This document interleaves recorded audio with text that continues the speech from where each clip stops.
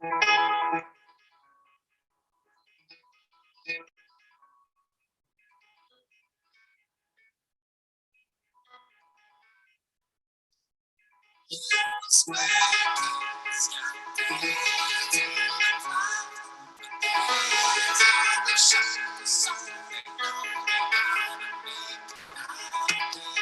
just pretending, doesn't mean it wasn't real. Just a bunch of kids back then. I really can feel sometimes. Going to Whole Foods Market, buying up food on a plate. Straight up walking upstairs and eat it, 'cause only suckers pay. Sleeping in the subway with your head on the bag. Drinking 40s in the bar. Around the park weather. Yeah, it's getting dark and deep. Hanging out at Cozy's. Washing your clothes at Starbucks. Stealing stuff from Cozy's. Bars and donuts, you can suck my cock. Union Square kids. Got their hands in the cloud. But their hands in your pocket. So you wanna watch out when you and Union Square kids. It was just a game, but it feels pretty real when you play it every day. Union Square kids got their hands in the cloud, put their hands in your pocket. So you wanna watch out when you and Union Square kids. It was just a game, but it feels pretty real when you play it every day.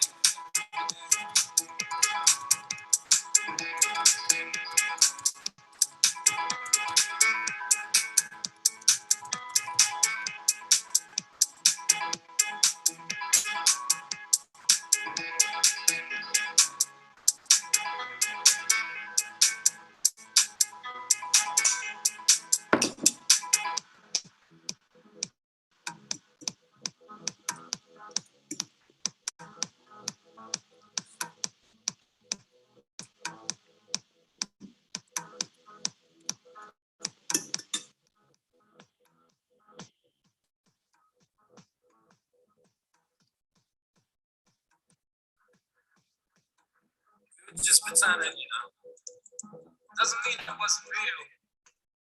It's just a bunch of kids back then. I really can feel sometimes.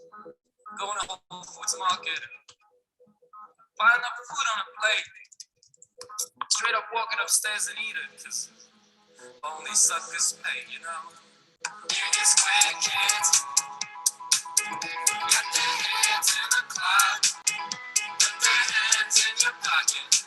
So you wanna watch out when you and Union Square kids. It was just a game, but it feels pretty real when you play it every day.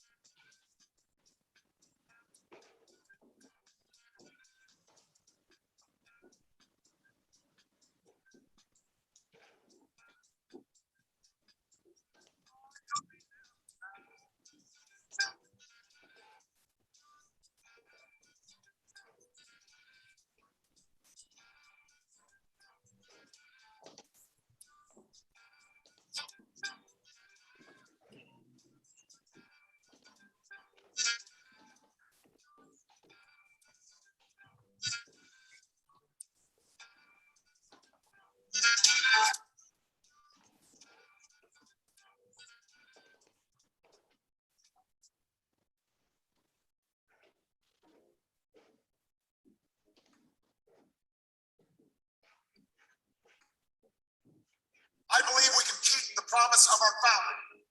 The idea that if you're willing to work hard, it doesn't matter who you are, or where you come from, or what you look like, or where you live. It doesn't matter whether you're black or white, or Hispanic, or Asian, or Native American, or old, or rich, or poor, able, disabled, gay, or straight.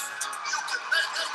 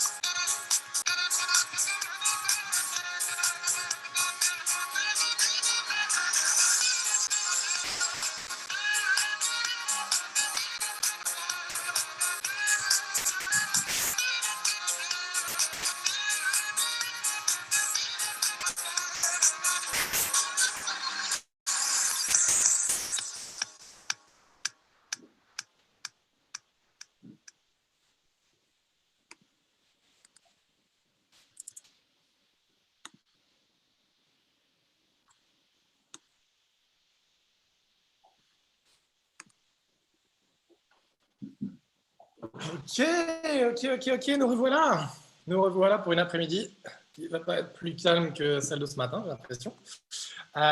Et on va accueillir, pour commencer cette session, Samuel. Oui. Samuel, t'entends, Samuel?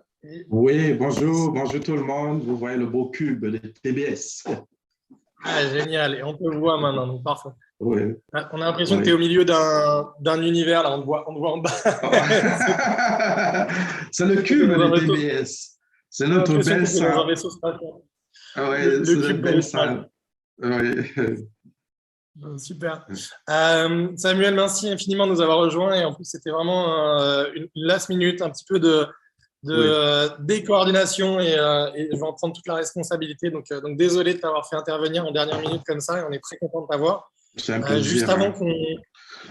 Juste avant qu'on commence tous les deux, je voudrais juste rappeler, pour ceux qui nous rejoignent, quelques trucs. La Global Week a commencé il y a quelques semaines. On a déjà eu pas mal de modules. Vous pouvez tous les voir sur Swapcard. Celui qui vous intéresse en particulier aujourd'hui, à part celui des conférences, c'est le module People. Vous pouvez vous connecter avec tout le monde. Et pour rappel, cette session sera un mix entre le français et l'anglais. On va commencer en français et très vite, on va switcher en anglais. So for those of you who join us right now, this session is going to be a mix of French and English. So we'll start in French. But hold on, in less than an hour, we'll switch to English and we'll have the rest of the session in English. So bear with us, and maybe the first couple of sessions will be a good way to practice your French. Once we post the replay and we edit them, we'll put the subtitles as well. So no worries, you'll have plenty of opportunities to catch back on that. Donc je reviens au français. Donc je vous le disais, connectez-vous, c'est important. Essayez d'agrandir votre réseau est une extension de votre cerveau et de vos bras, et donc vous devriez vraiment en profiter. Autre chose qui est très important que j'aimerais vraiment rappeler à toute notre audience, cet événement est gratuit parce que TBS Alumni le subventionne et insiste pour le subventionner, et notamment parce qu'on veut s'en servir comme une grande campagne d'évangélisation et vraiment de promotion de ce que fait la Fondation TBS. La Fondation TBS a des initiatives absolument fabuleuses. Elle vient d'être rejointe d'ailleurs par Marion Félix, qui est une alumni très engagée depuis très très longtemps. Et la Fondation TBS agit dans deux types d'axes en particulier, les bourses solidaires, pardon. Et donc verser un don à la Fondation, c'est une manière très concrète d'aider les étudiants en difficulté financière, leur donner des conditions suffisantes pour une scolarité plus sereine, et de les aider à s'assurer d'une meilleure insertion dans le monde professionnel. Et donc voilà, il y a eu plus de 150 bourses attribuées. Alors il y en a plus de 150 par an, pardon. Et rien que pendant le Covid, on en a attribué 82 en plus, donc très précisément. Donc grosso modo, en contribuant à la Fondation TBS, vous participez aussi à augmenter la diversité dans l'école et l'égalité des chances au sein de TBS. Donc voilà, on sait qu'on ne vit pas dans un monde égal et que certains naissent avec de meilleures chances que d'autres au début. Et donc c'est une manière de give back, c'est une manière de les aider à catch up. Et c'est pas, j'insiste sur le fait que c'est pas de la charité, c'est plus une manière de partager un petit peu ce qu'on a eu et de pouvoir faire profiter à d'autres des opportunités qu'on a eues. L'autre axe qui est vachement important aussi, c'est l'entrepreneuriat. On a eu beaucoup d'entrepreneurs dans ces sessions, on va en voir beaucoup cet après-midi aussi. Et voilà, donc verser un don à la Fondation, c'est aussi une manière concrète d'aider les étudiants et les alumni qui ont envie d'entreprendre, et notamment grâce au projet d'incubateur de TBS Seeds. Il y a déjà eu plus de 46 entreprises qui en sont nées, plus de 160 emplois qui ont été créés grâce à l'incubateur depuis 2012. Et donc voilà, donc en contribuant à la Fondation, vous pouvez aussi aider ces entreprises à se développer, notamment par le soutien que TB6 va leur apporter. Donc voilà, bourse solidaire, soutien à l'entrepreneuriat et notamment l'entrepreneuriat d'impact et inclusif. Donc voilà, faites-vous plaisir, allez sur la page de tbsglobalweek.com, allez faire un don à la Fondation. Tous les montants peuvent compter, 5, 10, 20 euros, 1000 euros, 2000 euros, 10 000 euros, lâchez-vous, faites-vous plaisir. J'aimerais bien qu'on ait un énorme concours de celui qui versera le plus. Mais si vous ne pouvez pas participer au concours, participez au moins à l'effort de guerre en commun. Voilà. Sans transition, on accueille Samuel aujourd'hui. Samuel fait partie du staff de la recherche de TBS. Certains d'entre vous sont peut-être pas au courant, surtout si vous êtes partie de l'école il y a un petit moment. TBS, c'est aussi un corps de recherche et d'anciens chercheurs qui est très complet, qui est très versatile et qui a énormément de compétences sur le sujet. Et donc, on a invité Samuel aujourd'hui pour nous parler un petit peu de cet effort que fait TBS, et notamment pour ce qu'il concerne sur les efforts de Big Data and AI. Donc, Samuel, est-ce que tu veux te présenter pour notre audience, ceux qui ne nous connaissent pas? Oui. Merci beaucoup, Julien. Merci beaucoup pour l'invitation déjà. Donc, moi, mon nom, c'est Samuel Fosso-Wamba. Je suis avec TBS depuis 2016. Donc, moi, j'ai fait mes études au Cameroun jusqu'à la licence en maths. Et ensuite, je suis allé au Canada où j'ai fait une maîtrise en mathématiques à l'Université de Sherbrooke. Après, j'ai fait une maîtrise en commerce électronique au HEC Montréal pour terminer avec ma thèse à Polytechnique sur l'Internet des objets au niveau de la supply chain. Donc, voilà. Et en termes de recherche, je m'intéresse vraiment à tout ce qui touche à comment les individus, les organisations, les réseaux d'affaires et même des sociétés adoptent les technologies, les utilisent, quels sont les impacts sur ces entités. Voilà. Et donc, à TBS, je suis donc le responsable du Centre d'excellence en IA et en Business Analytics. Voilà. Super. Et si on rebondit là-dessus, du coup, Samuel, qu'est-ce que fait ce département exactement? Est-ce que tu peux nous en dire plus sur comment ça fonctionne en fait la recherche à TBS et comment vous organisez surtout, quels sont vos axes de recherche, qu'est-ce que vous faites là-bas? Ben, merci beaucoup, Julien. Donc, disons, quand je suis arrivé à TBS, en fait, il y a 4 ans environ, donc l'instance administrative de l'époque m'a approché et m'a dit, Samuel, est-ce que tu peux monter un programme, un certificat en big data et en intelligence artificielle pour les étudiants? Parce qu'on en parle partout et on aimerait qu'on fasse quelque chose là-dessus. Donc, j'ai monté ce certificat qui s'est déroulé à Londres à l'époque. Et donc, il y a eu un très grand intérêt. Et par la suite, l'école m'a dit, mais qu'est-ce qui va se passer quand ces étudiants auront fini leur certificat? Il faudrait qu'on monte un Master of Science pour eux et en même temps, qu'on pense à une structure où on va fédérer tout ce qui se passe en termes de recherche dans ce domaine au niveau des TBS et aussi des services. Donc, on a commencé à discuter sur une structure qui pourra donc regrouper à la fois, qui pourra intervenir à la fois sur l'enseignement, la recherche et les services. D'où l'idée du cluster à l'époque qui est devenu maintenant le Centre d'excellence en intelligence artificielle et le Business Analytics. Donc, on intervient à la fois au niveau de l'enseignement, comment irriguer nos enseignements avec des concepts de l'IA et de l'analytique, que ce soit au niveau du bachelor, au niveau du programme des grandes écoles, mais aussi de développer des cours spécifiques. Et aussi au niveau de la recherche, au niveau des services. Par exemple, au niveau des enseignements, on a monté ce certificat dont je vous ai parlé. Par la suite, on a monté donc un Master of Science en intelligence artificielle et Business Analytics. Et là, nous sommes à la 2e année. Et en même temps, j'ai mon collègue aussi, Kevin Carrillo, qui a son Master of Science en Big Data et Marketing, qui existe un peu plus il y a un peu plus longtemps que celui que j'ai monté.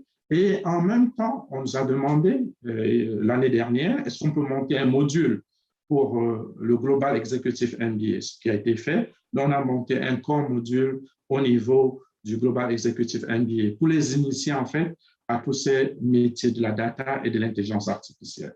Et aussi au niveau de la recherche, donc on a plusieurs axes de recherche. Certains de nos chercheurs regardent l'interface entre l'IA et le marketing.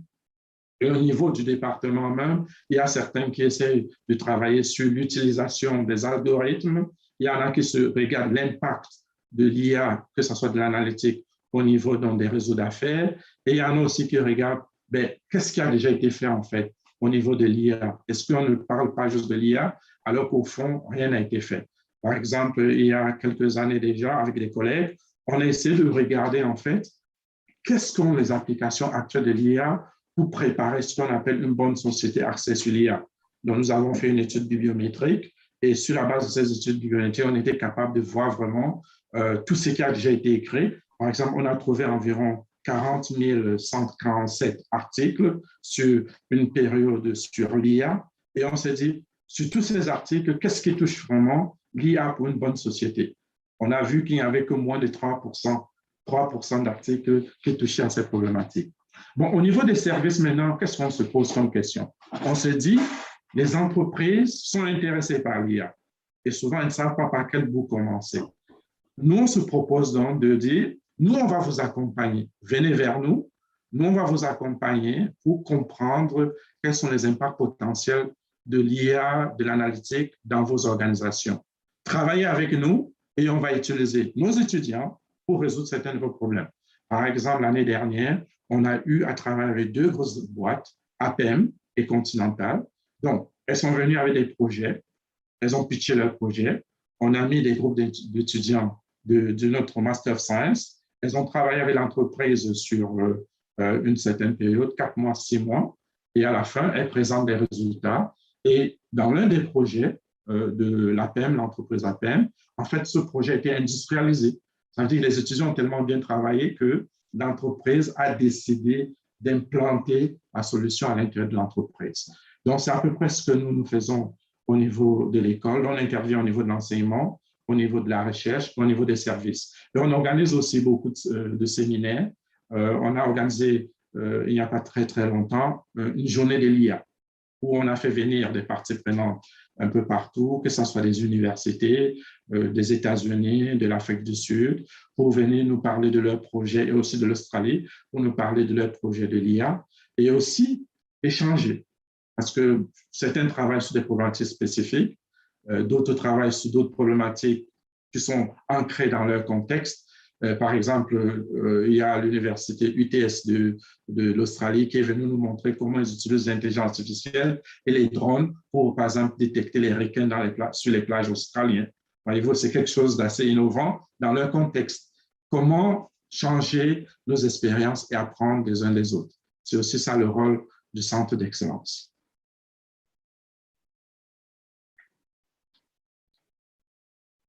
Voilà. Pardon, j'étais en mute. Merci, Samuel. Alors, il y a plusieurs choses qui sont intéressantes dans ce que tu dis. Il y a le fait qu'en fait, là, donc, si je comprends bien ce que tu expliques, c'est que la recherche qui est faite à Toulouse va permettre d'analyser un peu le state of art de ce qui se fait dans l'IA et notamment de choisir des angles d'attaque, comme tu disais, par exemple, vivre en bonne harmonie, en bonne intelligence avec l'intelligence artificielle et s'assurer qu'on l'utilise pour des bonnes causes, finalement. Et après, tu parlais également d'utiliser les étudiants, finalement, donc des étudiants qu'on est en train de former pour les aider à résoudre des problématiques des entreprises. Il y a plusieurs questions, je vais les faire volontairement un peu provocatives, mais comment est-ce que des étudiants qui sont en train de se former sur l'IA vont aider des entreprises avec des problématiques réelles? Comment est-ce que ça fonctionne un peu cette coopération et comment est-ce qu'on arrive à la rendre productive finalement?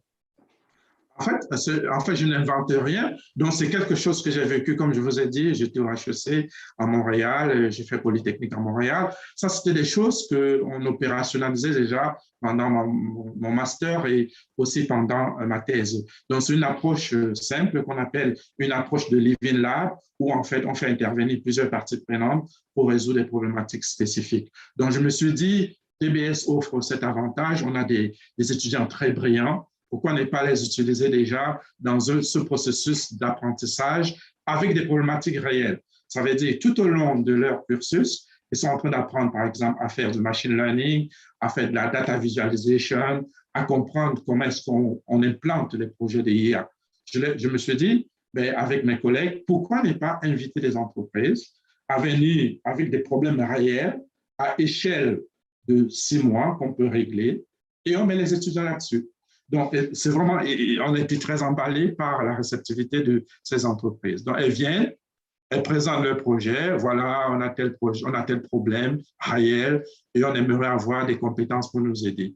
Nous, ce qu'on fait maintenant, on crée un mix, en fait, d'équipes d'étudiants, des gens très techniques et des gens très business, aussi très marketing, mais qui ont une compréhension de la notion de données, la notion de l'IA et aussi ce qui fait notre force, qui ont cette bonne compréhension des problèmes d'affaires. Comment transformer ce problème d'affaires à un problème de l'IA, à un problème de données. Donc, on le fait, on les met là et l'entreprise s'engage à avoir un référent qui va travailler là avec nos étudiants pendant, ils vont faire par exemple des suivis chaque semaine, après chaque 2 semaines, chaque mois. Et nous, on est en arrière pour s'assurer que ce processus se passe de façon smooth. Et l'idée vraiment, c'est de dire, OK, voilà une problématique donnée pour cette semaine. Quelles sont les compétences qui ont été acquises dans le cours et dans les différents cours qui vous permettent de répondre à cette problématique spécifique? Donc, vous voyez qu'ils apprennent des choses en cours, ils les appliquent directement, mais ils ne les appliquent pas dans une étude de cas abstrait, ils les appliquent vraiment dans un problème réel d'entreprise. Et l'entreprise est là pour leur dire, oui, vous avez bien travaillé, mais est-ce que vous pouvez pousser encore un peu plus? Donc, ça veut dire que le challenge est tout le temps là. La solution que vous proposez, elle est bien, mais est-ce que vous pouvez la contextualiser encore plus par rapport à notre contexte à nous? Aller un peu plus loin. Donc, vous voyez que le challenge, il est là, quoi. Ils ont une solution, on dit, elle n'est pas tellement si adaptée à notre entreprise, pousser un peu plus loin. Donc, ces allers et retours, en fait, font de telle sorte que les étudiants se surpassent pour une problématique réelle, parce que l'entreprise, elle veut quand même avoir une solution réelle. Ce n'est pas de l'abstrait. Donc, les étudiants se surpassent, ils vont au-delà des compétences acquises en cours, proposent une solution, interagissent avec l'entreprise, ce qui fait que ça les prépare déjà, en fait, à être opérationnels aussitôt le programme terminé. Je vous donne un exemple. Hier, je faisais une soutenance avec un des étudiants de ce programme, justement, Et à la fin, je lui pose la question suivante. Qu'est-ce qui t'a vraiment aidé par rapport au programme lors de ce stage?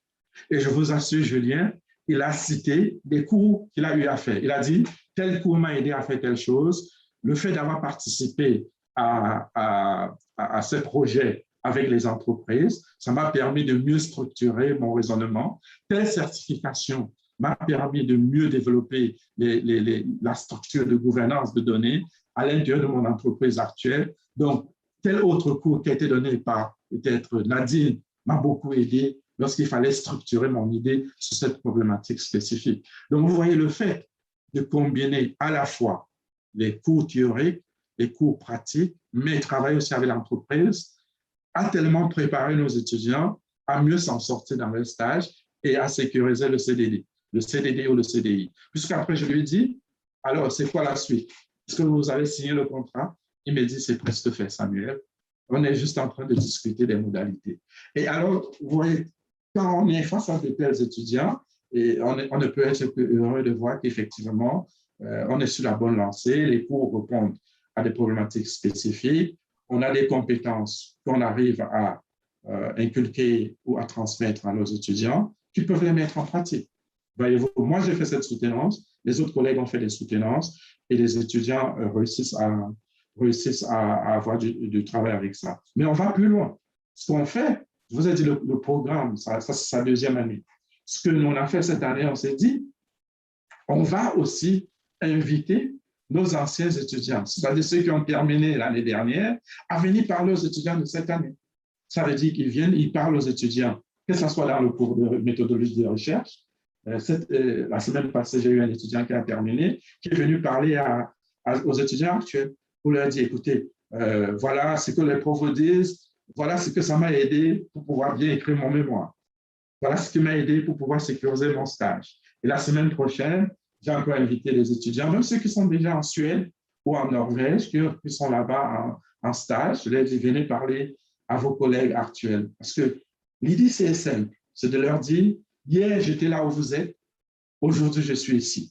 Si vous respectez ce qu'on vous dit, si vous faites ce qu'on vous dit, vous le faites bien, demain, vous allez être où je suis.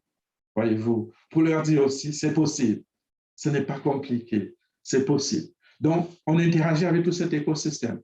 Et pour cette année déjà, j'ai eu des discussions avec le directeur marketing de APM, qui est l'entreprise dont je vous ai parlé. Donc là, on est déjà en train de travailler pour les projets, les futurs projets.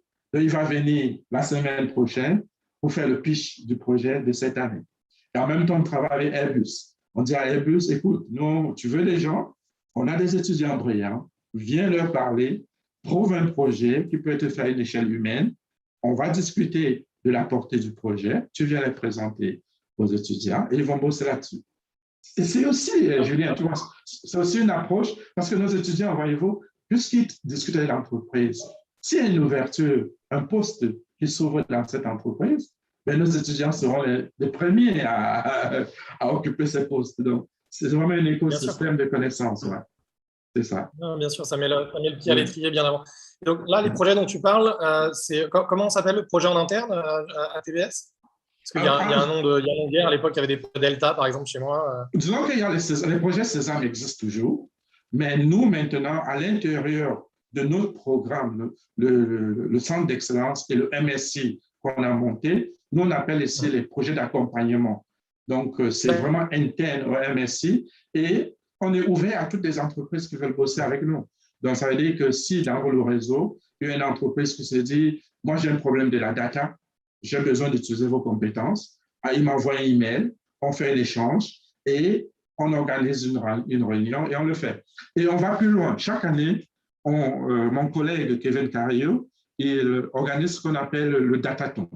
Et le datathon est simple. On mélange les étudiants de mon MSI, les étudiants de son MSI, et on prend une problématique d'affaires qu'on essaye de définir sur une portée de... Avant le Covid, on le faisait sur 24 heures.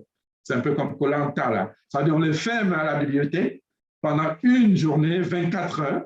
En 24 heures, ils trouvent une solution. Après, ils vont se doucher et ils viennent, ils présentent la solution à l'entreprise. Ah oui, oui, oui, oui, et on vote. La douche est importante. Ah oui, bien sûr, bien sûr. Après 24 heures d'effort. Oui. Et ce Donc, voilà. dataton, il est fait au profit d'entreprises partenaires aussi ou non, c'est ad hoc, c'est pour trouver des aussi. Oui, oui, Donc, ok, c'est donc fait. c'est intéressant parce que Oui, ça oui, veut dire qu'il y a plusieurs manières pour les entreprises de venir s'engager avec TBS. Il y a c'est le ça. dataton qui va être un peu la première light touch, on va dire. Ensuite, il y a Oui. les projets d'accompagnement dont tu parlais. Et Et les il y a aussi sésames des aussi. chaires de recherche. Oui. Pardon? Et il y a les Oui, sésames il y a aussi qui sont plus traditionnels. Et à l'intérieur maintenant de la chaire, du centre d'excellence, il y a aussi les notions de chaire. Donc, ça veut dire qu'une entreprise peut se dire, moi, j'ai une problématique qui est beaucoup plus complexe et j'ai besoin de votre support pour l'aider. Elle peut financer une chaire. Elle peut aussi financer des doctorants. Ça veut dire, elle se dit, j'ai besoin de 1 ou 2 doctorants pour faire une thèse CIF. Donc, on va délimiter la problématique. On va embaucher un étudiant en thèse qui va travailler là-dessus. Et aussi, il y a ce que j'appelle, au niveau du centre d'excellence, il y a ce qu'on appelle des partenaires stratégiques. Par exemple, APEM a un partenariat stratégique avec le centre d'excellence. Ça veut dire que APEM est prioritaire pour l'accès aux étudiants pour travailler sur ces projets. Et il y a un certain nombre d'exigences auxquelles il faut répondre pour pouvoir être un partenaire stratégique.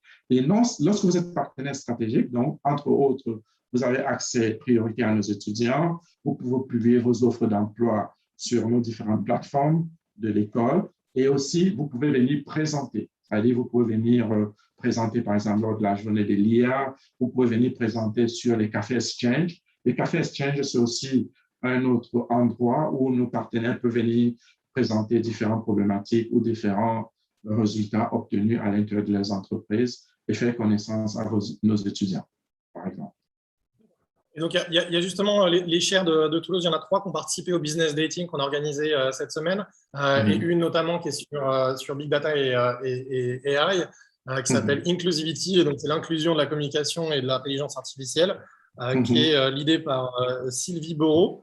On a également 2 autres chaires qui sont présentes. Ça vous intéresse sur d'autres sujets. Donc, on a notamment Roxana Oléger Annou Tadei, qui développe un projet dans le domaine de la santé. Donc, c'est un sujet qui nous intéresse. C'est également un projet qui est très lié à la data. Et donc, encore une fois, sur les data, on a Pauline Beau et Lambert Germain qui portent un projet intitulé Nombre et société, et donc qui est aussi très intéressant. J'ai eu l'occasion personnellement d'échanger avec eux et c'est super intéressant. Alors, en 3 minutes pour conclure, Samuel, et on pourrait y passer la journée. Malheureusement, on a plein de speakers qui viennent. Est-ce que tu peux nous donner un petit peu les grandes tendances justement de ce monde merveilleux du big data et de l'IA, et quels sont un peu les challenges sur lesquels les entreprises se cassent la tête aujourd'hui et sur lesquels il faut s'intéresser, un jeune étudiant, qu'on soit dans le monde professionnel, finalement, quelles sont un peu les grandes tendances de big data?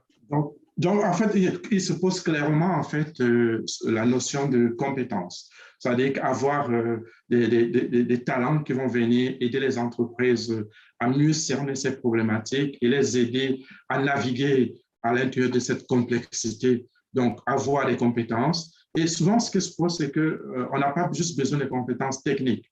On a besoin, en fait, des compétences hybrides, ce qui est l'option que TBS a choisie, avoir des gens qui sont capables de comprendre les problématiques d'affaires et les transformer en problématiques de data et les problématiques de programmation technique, quoi.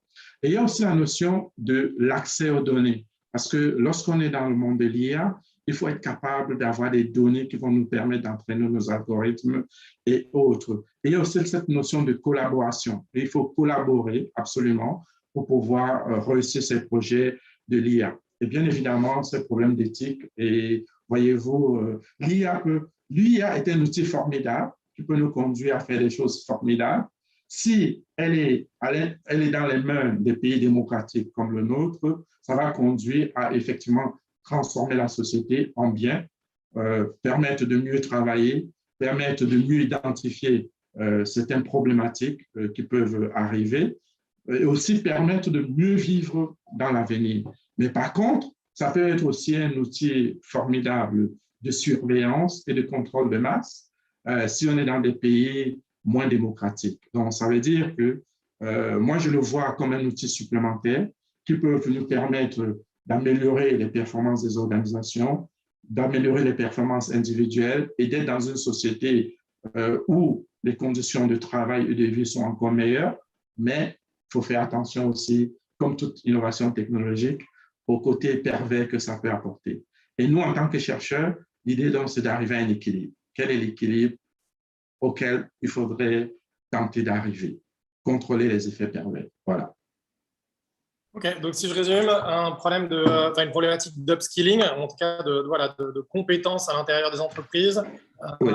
et notamment pour arriver à créer les algorithmes qui vont permettre aux entreprises d'accélérer leur croissance et parce que voilà, on parle d'entreprise et donc on parle notamment de viabilité financière et donc de leur permettre d'accélérer notamment dans ce monde qui va de plus en plus être drivé par la data.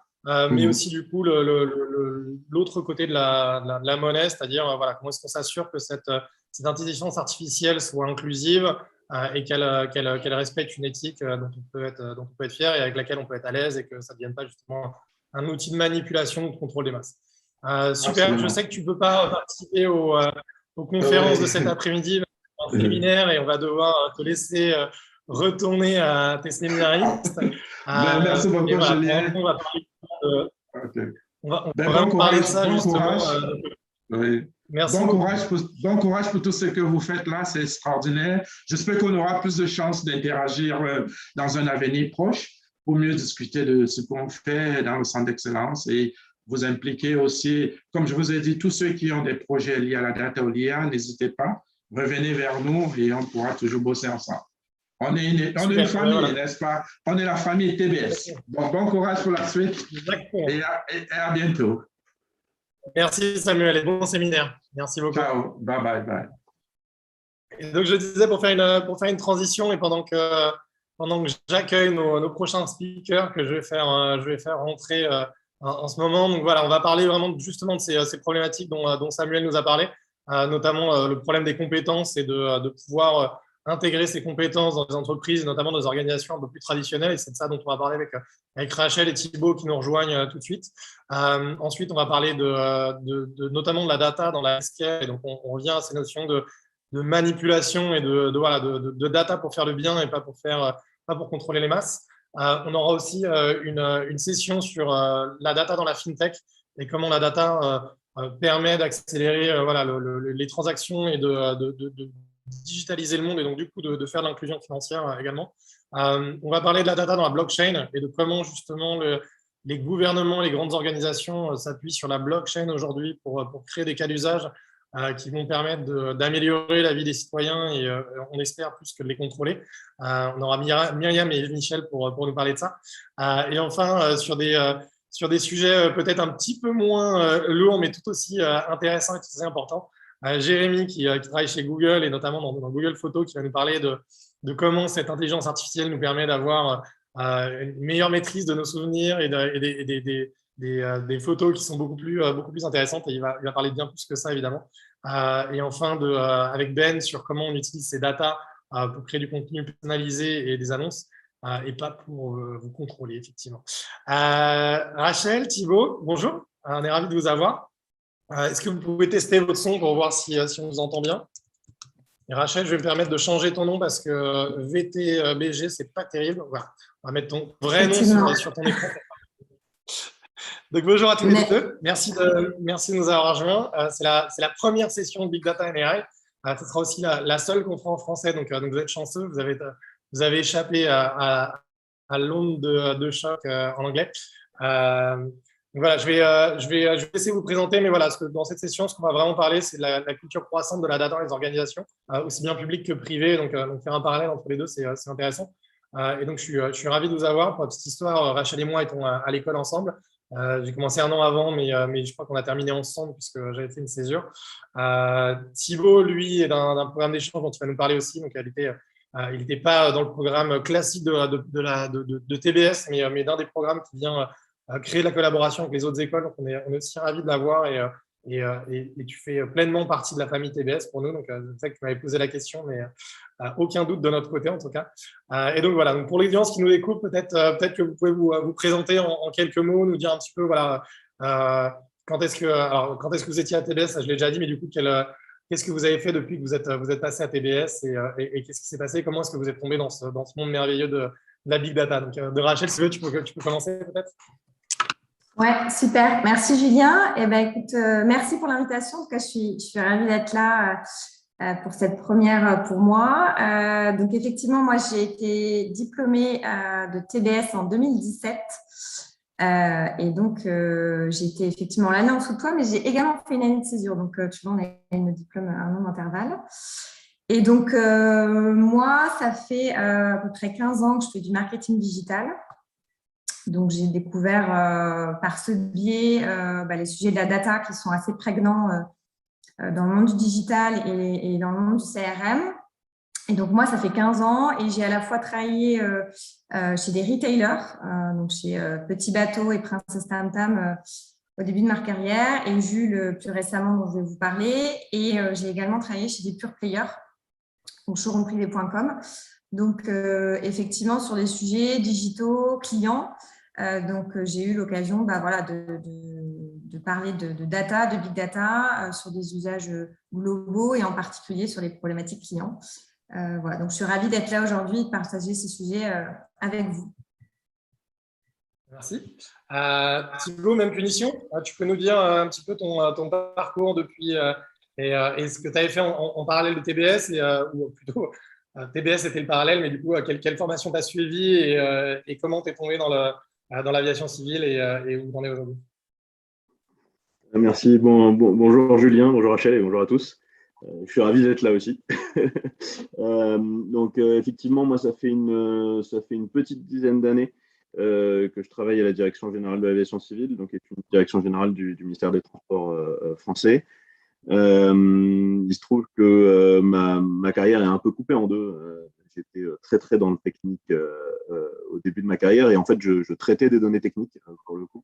Donc, je viens vraiment de ce monde-là du traitement de la donnée. J'ai repris mes études à un moment. Je suis retourné à l'ENAC, qui est l'École nationale de l'aviation civile et qui est une école traditionnelle pour les gens qui sont dans le domaine de l'aviation civile. Et c'est à cette occasion que j'ai fait un double diplôme avec TBS.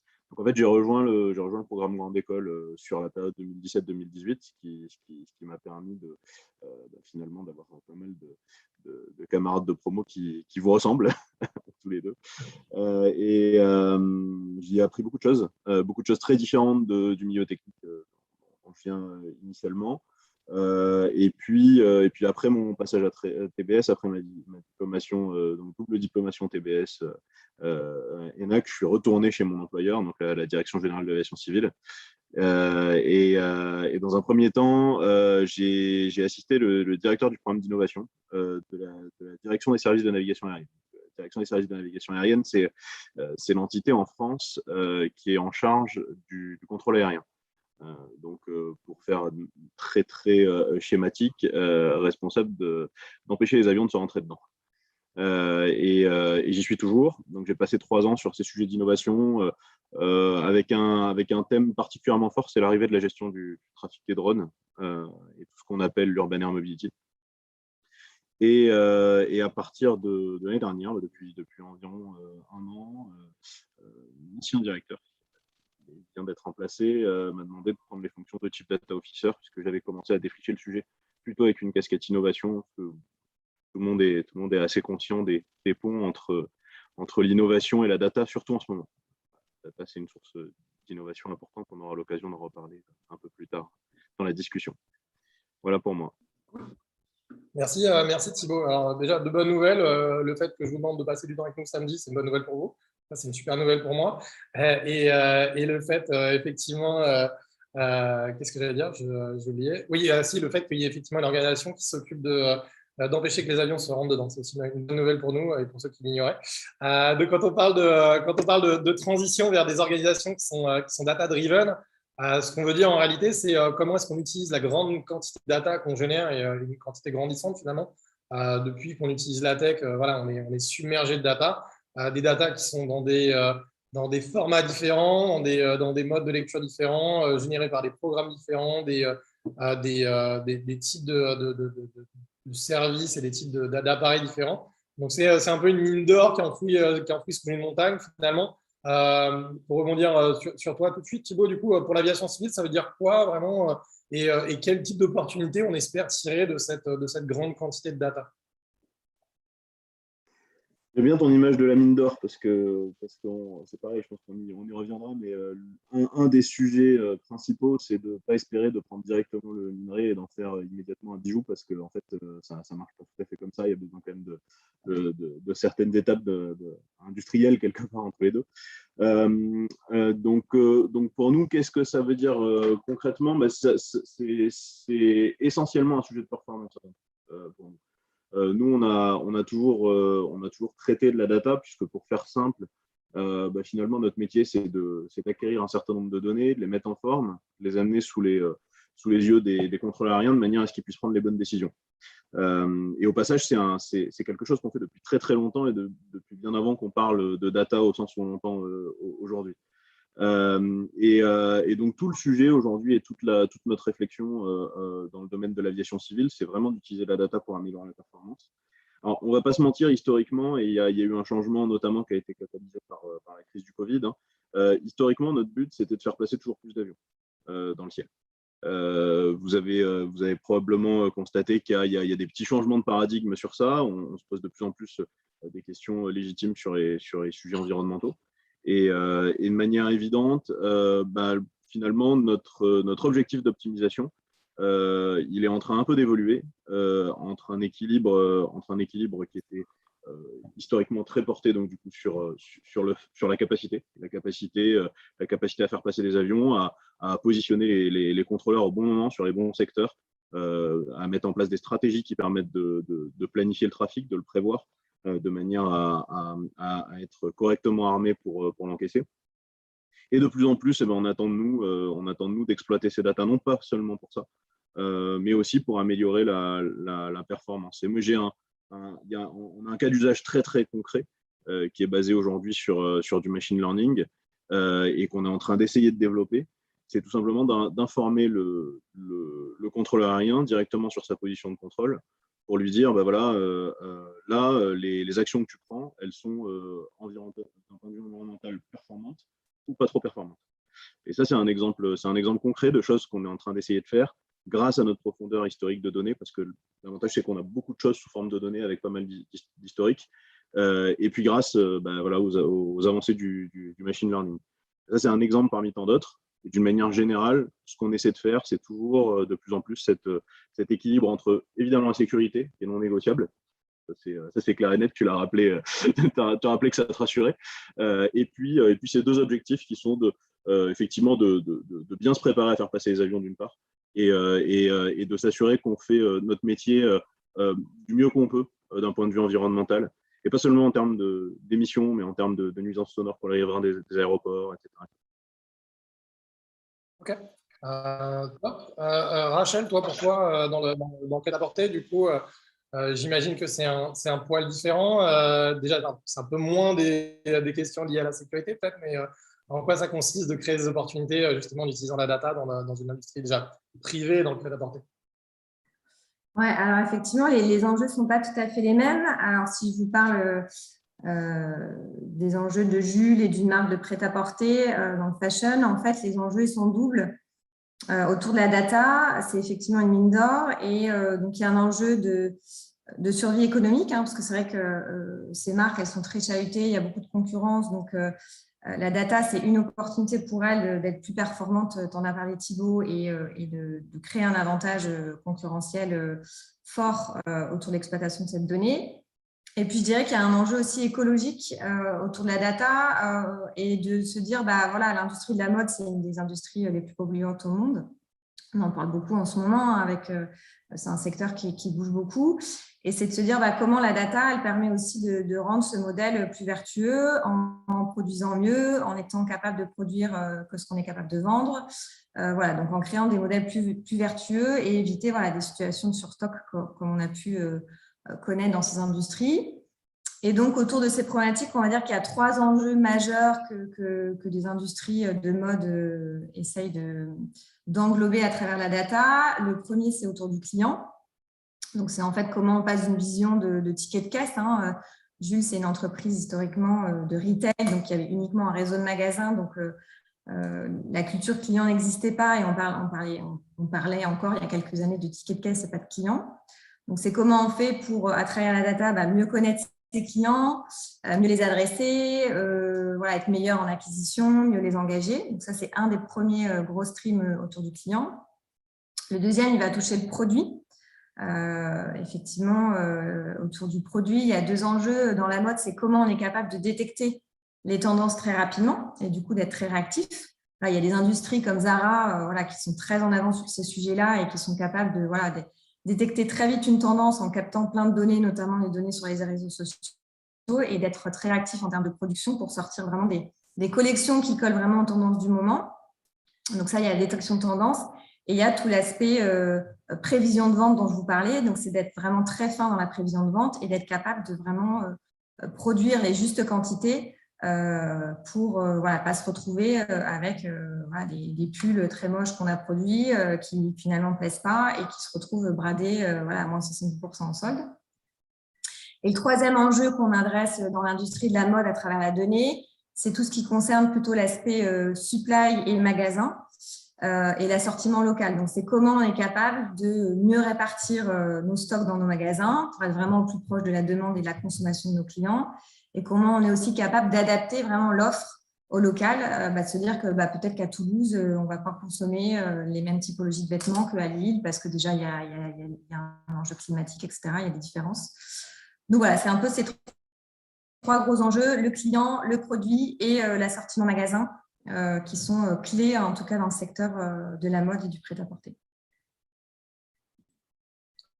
Top, merci Rachel. On va rester avec toi sur ce sujet. D'ailleurs, tu parlais de boîtes qui font ça bien, notamment Zara. Tu as bossé toi avant pour une période chez Showroom Privé. Donc, tu parlais d'un pure player, une boîte qui est née sur Internet, dont les activités sont digital par définition et depuis le début.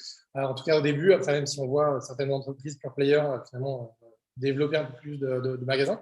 Mais par contraste, du coup, à quoi ça ressemble une boîte tech qui exploite ses datas en comparaison d'une boîte traditionnelle comme tu citais Jules, par exemple, mais d'autres en général?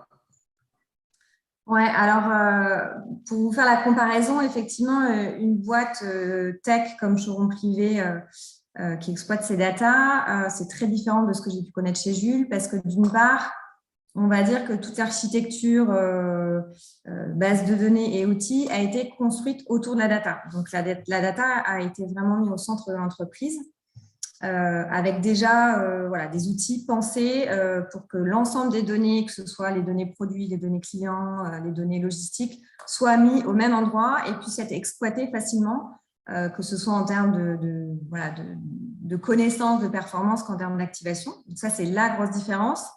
Versus, si je compare à Jules, des architectures qui sont vieilles, c'est des boîtes qui ont plus de 50 ans. Donc, au départ, elles vendaient en physique avec des magasins.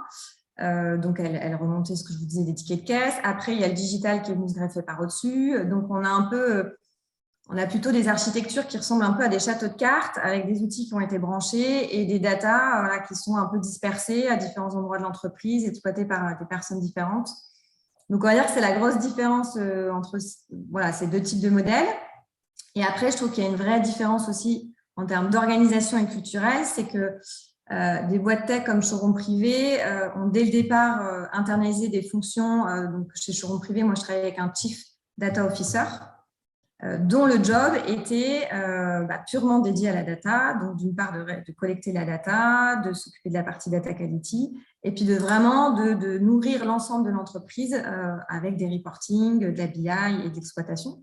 Alors, quand on compare à des industries comme Jules, ce type de métier n'existe pas. Comme je vous disais, la data, elle est souvent éclatée, cloisonnée, mise entre les mains de certaines personnes un peu expertes.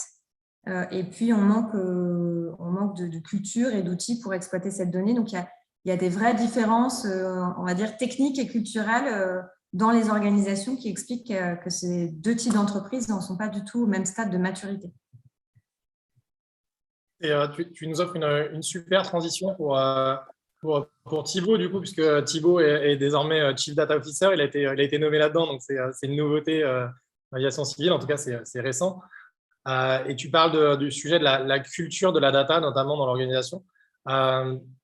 Thibaut, est-ce que tu peux nous en parler? Comment est-ce qu'on arrive à à amener cette culture de la data dans une entreprise, et notamment dans une organisation, alors, une entreprise, dans ton cas, dans une organisation un peu plus traditionnelle. Même si l'aviation civile n'est pas une entreprise, il y a quand même une culture, une demande de résultats assez importante. Donc voilà, comment est-ce que ça se traduit en termes de culture et comment est-ce que tu fais ta culture les gens à cette notion de data et à faire en sorte que toutes les activités soient drivées par la data.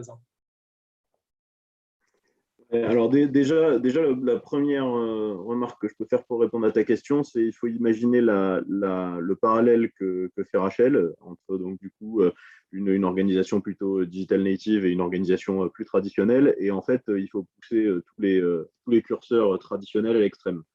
Et en plus, il faut ajouter un autre point qui est pas du tout anodin, c'est que comme je le disais, chez nous, traiter de la data, ça a toujours été notre métier, d'une certaine manière. C'est-à-dire dans le cadre d'un SI qui est critique, qui est même ultra critique, qui présente des niveaux d'assurance logicielle, etc., assez importants. Un SI dans lequel on ne peut pas faire n'importe quoi, qui historiquement a été extrêmement étanche, qui l'est un tout petit peu moins, mais qui l'est encore beaucoup. Et donc, du coup, avec des gens qui maîtrisent extrêmement bien techniquement leurs données, mais sur leur périmètre métier à eux, et qui peut être extrêmement précis, extrêmement restreint. Et alors, le choc de culture supplémentaire par rapport à ce qu'évoque Rachel, c'est celui-ci, c'est de dire finalement, l'organisation, elle est pas 100% mature d'un point de vue data, pour une raison toute simple.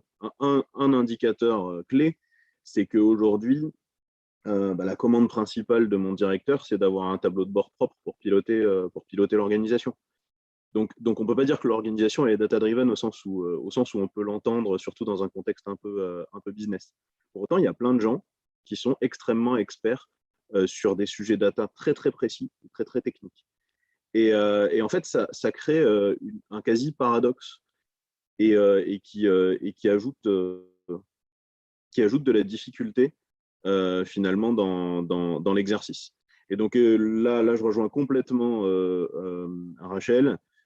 Effectivement, mon rôle, c'est d'essayer de mieux faire circuler la donnée et surtout de s'assurer que ce soit plus un objet d'expert, et que ce soit un objet que l'ensemble des métiers, en fonction de leurs besoins, en fonction de ce qu'ils ont à faire, puissent réutiliser cette donnée de manière à la valoriser, encore une fois, dans leur métier et par rapport à leur cas d'usage. Et puis le dernier sujet, mais ça c'est évident, c'est-à-dire que même si on crée la fonction de Chief Data Officer, c'est probablement pas suffisant pour arriver à ça. Il y a des sujets de transformation et ils sont importants et je crois qu'on a bien évoqué les enjeux. On va rebondir là-dessus, justement, il y a une question du public qui va dans ce sens-là, il demande quelles sont les conditions de succès internes, justement, et externes, pour qu'une telle transformation et un tel changement du business model puisse arriver, notamment dans les acteurs traditionnels. De votre expérience, peut-être Rachel, tu peux commencer. Comment est-ce qu'on fait pour réussir cette transformation, ou en tout cas, j'imagine qu'on commence toujours par des quick wins et pas forcément par les plus gros projets parce qu'il y a de la résistance. Donc voilà, comment est-ce qu'on arrive à confronter cette résistance, à l'adapter, et comment est-ce qu'on arrive à avoir du succès dans cette transformation? Alors moi, je peux rebondir. En tout cas, moi, l'expérience que j'en ai eue, c'est effectivement un sujet de transfo et d'acculturation, on en a parlé. Donc moi, je dirais que les facteurs de réussite, ils sont d'avoir une vision assez pragmatique. C'est vrai que quand on se parle de sujet data, on va vite beaucoup parler de tech, d'outils, de SI. Donc, c'est des projets qui peuvent être très vite assez complexes, assez techniques, assez coûteux aussi financièrement. Et donc, c'est des investissements où voilà, on a du mal à se décider. Il y a aussi une grosse peur de ces sujets-là et des décisions qui sont parfois compliquées à prendre. Donc, moi, je pense que la bonne manière d'avancer sur ces sujets data, c'est d'essayer d'identifier assez clairement, alors si je parle de la partie client qui me concerne plus, un de use case qu'on a envie de réaliser, c'est de se dire, je veux être capable, par exemple, de mettre en place un score qui me permet de détecter les clients qui vont ne plus venir acheter chez Jules, par exemple, un score anti-churn. Et puis de se dire, pour faire ça, de quoi j'ai besoin. Et après, de mettre en face des outils, etc. mais vraiment de partir d'un besoin précis, d'un use case. Idéalement, si on peut essayer d'évaluer un ROI en face en disant je pense que si je suis capable de détecter, je vais pouvoir récupérer X 1000 clients à l'année qui vont dépenser tant, donc ça va me rapporter tant. En face, je peux mettre le coût de mon projet et déjà, quand je vais voir ma direction ou quand j'engage ce projet, je peux déjà mettre un ROI en disant oui, je vous parle de data, mais concrètement, c'est pour faire ça et je pense que ça va ramener ça. Donc, c'est vraiment d'avoir cette vision pragmatique autour d'un use case. Donc, ça, je dirais que c'est un premier tips. Et après, le deuxième, qui est peut-être un peu plus compliqué, mais moi aussi, sur lequel j'ai une forte croyance, c'est la data d'un point de vue comment elle nous aide à mieux piloter le quotidien et à mieux mesurer notre performance. Donc là, c'est un peu plus compliqué de mettre un ROI en face quand on veut produire un nouveau reporting qui va mieux nous permettre de suivre, je ne sais rien, le comportement de nos clients. Derrière, il n'y a pas forcément un ROI en face, c'est plutôt un enjeu de mettre la data dans les mains de tout le monde. C'est ce que tu disais, Thibaut, pas que des experts. Mais ça permet d'acculturer et de faire aussi en sorte que à chaque niveau de l'entreprise, on puisse toucher à des données. Et ça, c'est des choses assez simples. C'est d'identifier des KPI qu'on a envie de suivre, à quelle fréquence, et de commencer par 2-3 reporting assez simples qu'on peut aussi mettre dans les mains de tout le monde. Et ça permet tout de suite d'avoir des choses très palpables qu'on peut suivre. Donc, en tout cas, pour moi, les 2 tips que je pourrais donner sur commencer une démarche data-driven dans son entreprise. Okay, donc se fixer des objectifs et probablement pas trop ambitieux au début et y aller. Donc, plutôt que de chercher de se plonger dans la mine d'or et chercher le Graal, plutôt de se demander à quoi le Graal ressemble et ensuite aller faire ses recherches. Et on a souvent ça, notamment quand on parle de big data. Le problème, c'est que quand on commence à se plonger dans la data, on va trouver tout et n'importe quoi. Et donc, ce n'est pas les data qui vont inventer les insights, c'est plutôt de se dire à quelles questions on essaie de répondre et du coup, comment est-ce qu'on va utiliser la data pour ça. Et après, finalement, un peu de la même manière sur les reporting ou sur les KPI, en fait, c'est comment est-ce qu'on utilise ces data pour améliorer, alors si c'est les performances de vente, en tout cas les performances internes ou une meilleure compréhension du client, etc. Donc, toujours en essayant d'améliorer quelque chose de concret en étant pragmatique. Super. Thibaut, qu'est-ce que tu pourrais ajouter là-dessus, toi, de ton expérience dans ton organisation sur comment réussir sa transformation? Déjà, pour moi, il y a un prolongement effectivement de ce que disait Rachel. Alors forcément, moi, j'ai une vision un tout petit peu plus, on va dire, technophile, quoi, quelque part, de la situation. Mais je confirme ce côté réussir à identifier des cas d'usage qui ont allez, on ne va pas parler forcément de ROI, et en particulier, c'est difficile dans mon contexte à moi, mais parler au moins de bénéfices clairement identifiables. Et de s'en servir de prétexte, en revanche, pour bâtir des fondations assez solides. Parce qu'en fait, ce que je crois, c'est que la grosse menace sur les sujets data, c'est que de toute manière, en ce moment, tout le monde a bien compris qu'il y avait une forme de mine d'or et qu'on pouvait en tirer quelque chose. Le problème, c'est que c'est presque un tout petit peu trop à la mode dans les organisations, et en particulier dans les organisations où il y a pas mal de capacités d'ingénierie. Et le risque de dispersion, il est assez fort. Donc, ce qu'il faut, c'est réussir à bien sélectionner quelques use cases et à les utiliser comme prétexte pour construire des fondations communes dans l'organisation. Et quand je dis fondation commune, derrière, effectivement, on se met à plonger dans des sujets techniques dont Rachel disait qu'ils peuvent être effectivement glissants, parce que ça peut être des grands projets, ça peut être des choses assez compliquées en termes d'implémentation. D'une manière générale, il faut finir par y aller. Et donc, du coup, c'est un petit peu ça. Mon propos, c'est de dire il faut, à un moment donné, il faut jeter, comment dire, il faut être prêt à abandonner une approche trop pragmatique, c'est-à-dire une approche vraiment où on récupère les données n'importe comment, n'importe où pour réussir à faire ce qu'on veut faire sur ce cas d'usage et trouver un équilibre, finalement, pour construire ces fondations. Et en particulier, un sujet qui, pour moi, est hyper important, dont on n'a pas beaucoup parlé, qui n'est pas spécialement excitant, on ne va pas se mentir, c'est les sujets de gouvernance de données. La gouvernance des données, voilà, ça amuse personne, mais ça crée des fondations hyper solides pour aider à valoriser les données ensuite. Et bien évidemment, c'est pareil, on commence par faire de la gouvernance des données autour du use case qu'on est en train d'essayer de livrer. On ne fait pas de la gouvernance des données à l'échelle de l'organisation, parce que sinon on ne s'en sort pas. Et ça ne marche pas, on échoue. Et tu parles de ça pour valoriser les données, mais aussi sur ce que disait Samuel avant que vous arriviez, sur un usage aussi éthique et un bon usage en fait, des données aussi, pour pas qu'elles soient utilisées de la mauvaise manière par certains collaborateurs en interne ou par l'entreprise en général. Cool. Je vais poser la question qui tue un petit peu pour finir. On parle souvent, on associe souvent la big data à l'AI, mais là, vous nous parlez de transition vers une culture de la data, etc. À quelle distance on est de l'intelligence artificielle dans les organisations que vous connaissez, justement? Alors, j'enlève peut-être… non, d'ailleurs, on peut comparer, d'ailleurs, Jules, le showroom privé, Rachel, si tu as une petite connaissance là-dessus, mais comment est-ce que vous voyez une transition de la data et bien utiliser la data à l'intelligence artificielle? Est-ce que c'est utopique? Est-ce que ça va arriver un jour? Est-ce que c'est encore très, très loin et c'est même pas encore pertinent? À quoi ça ressemble chez vous? Alors, si je parle d'entreprise comme Jules, l'intelligence artificielle, c'est encore, je dirais, pas trop dans les préoccupations et on est déjà encore sur des sujets de fondation, de data et de premier use case d'activation dont parlait Thibaut.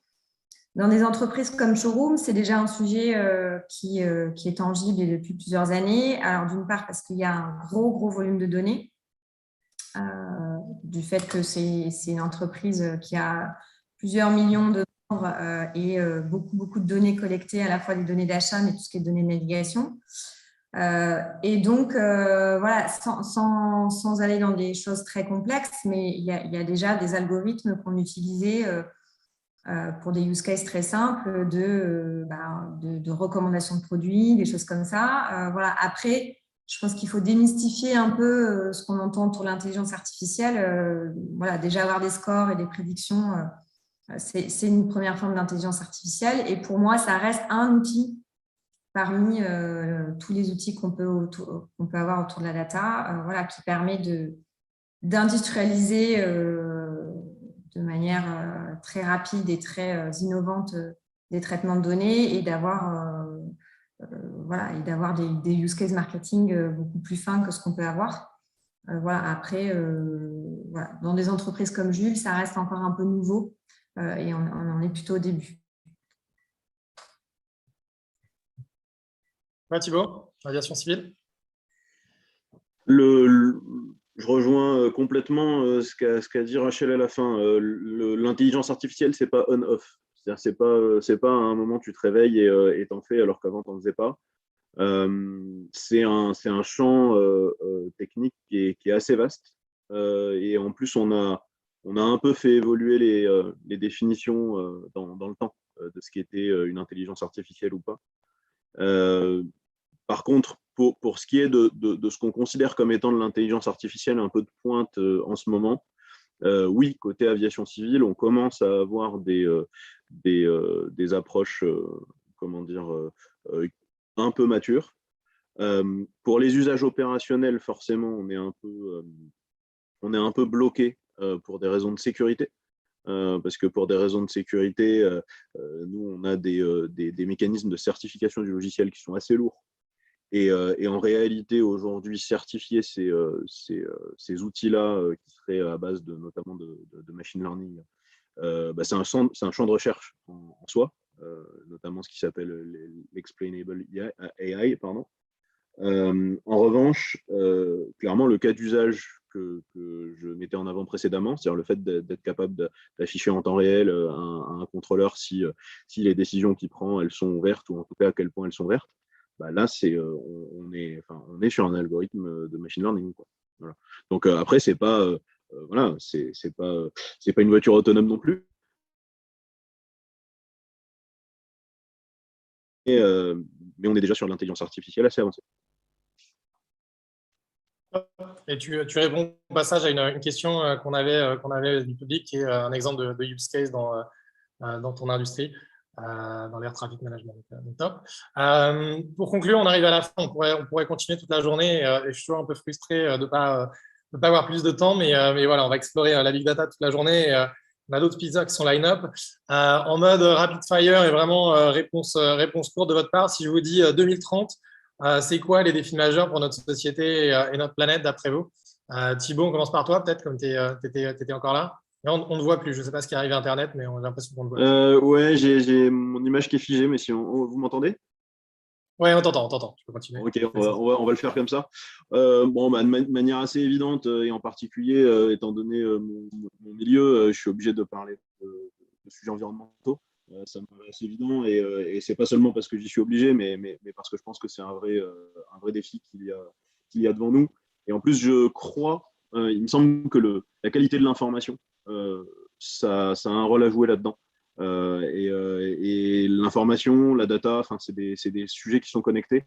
Je pense qu'on aura des décisions à prendre relativement stratégiques, et quand il y a des décisions à prendre, notamment politiquement, il faut réussir à avoir les bonnes données entre les mains. Donc moi, je crois en plus à une place de la data importante, parce que c'est elle qui permet de faire des choix rationnels. Donc c'est plutôt sur ça que je m'orienterai, évidemment. Ok. Rachel, pardon. Tu me l'as fait en espagnol. Non, Raquel ou Valouni, j'ai fait un mélange. En fait, moi, je parlerai aussi effectivement de tout ce qui est transition écologique, hein, et la transfo que pour moi doivent aujourd'hui entreprendre les entreprises sur quel est leur impact sur les sujets sociétés environnementaux. Et je fais un vrai parallèle avec la transfo digitale qui était d'actualité il y a 10 ans dans l'entreprise encore aujourd'hui. Pour moi, c'est comment on fait pour que les entreprises aujourd'hui intègrent ces problématiques de manière intrinsèque dans leur business model, et comment elles se transforment, et comment ces sujets-là ne sont pas, l'apanage de certains experts dans un silo de l'entreprise, mais comment toute l'entreprise pense son impact. Parce que je suis persuadée aujourd'hui que ce sont les entreprises qui prendront ce virage-là, qui permettront d'avoir un modèle économique qui soit à la fois performant et à la fois non impactant pour la planète et durable dans le temps. Top, merci. Et donc, le mot de la fin, un conseil pour les générations futures pour arriver à se positionner sur ces challenges-là, justement? Vas-y, Rachel, continue. Lancez.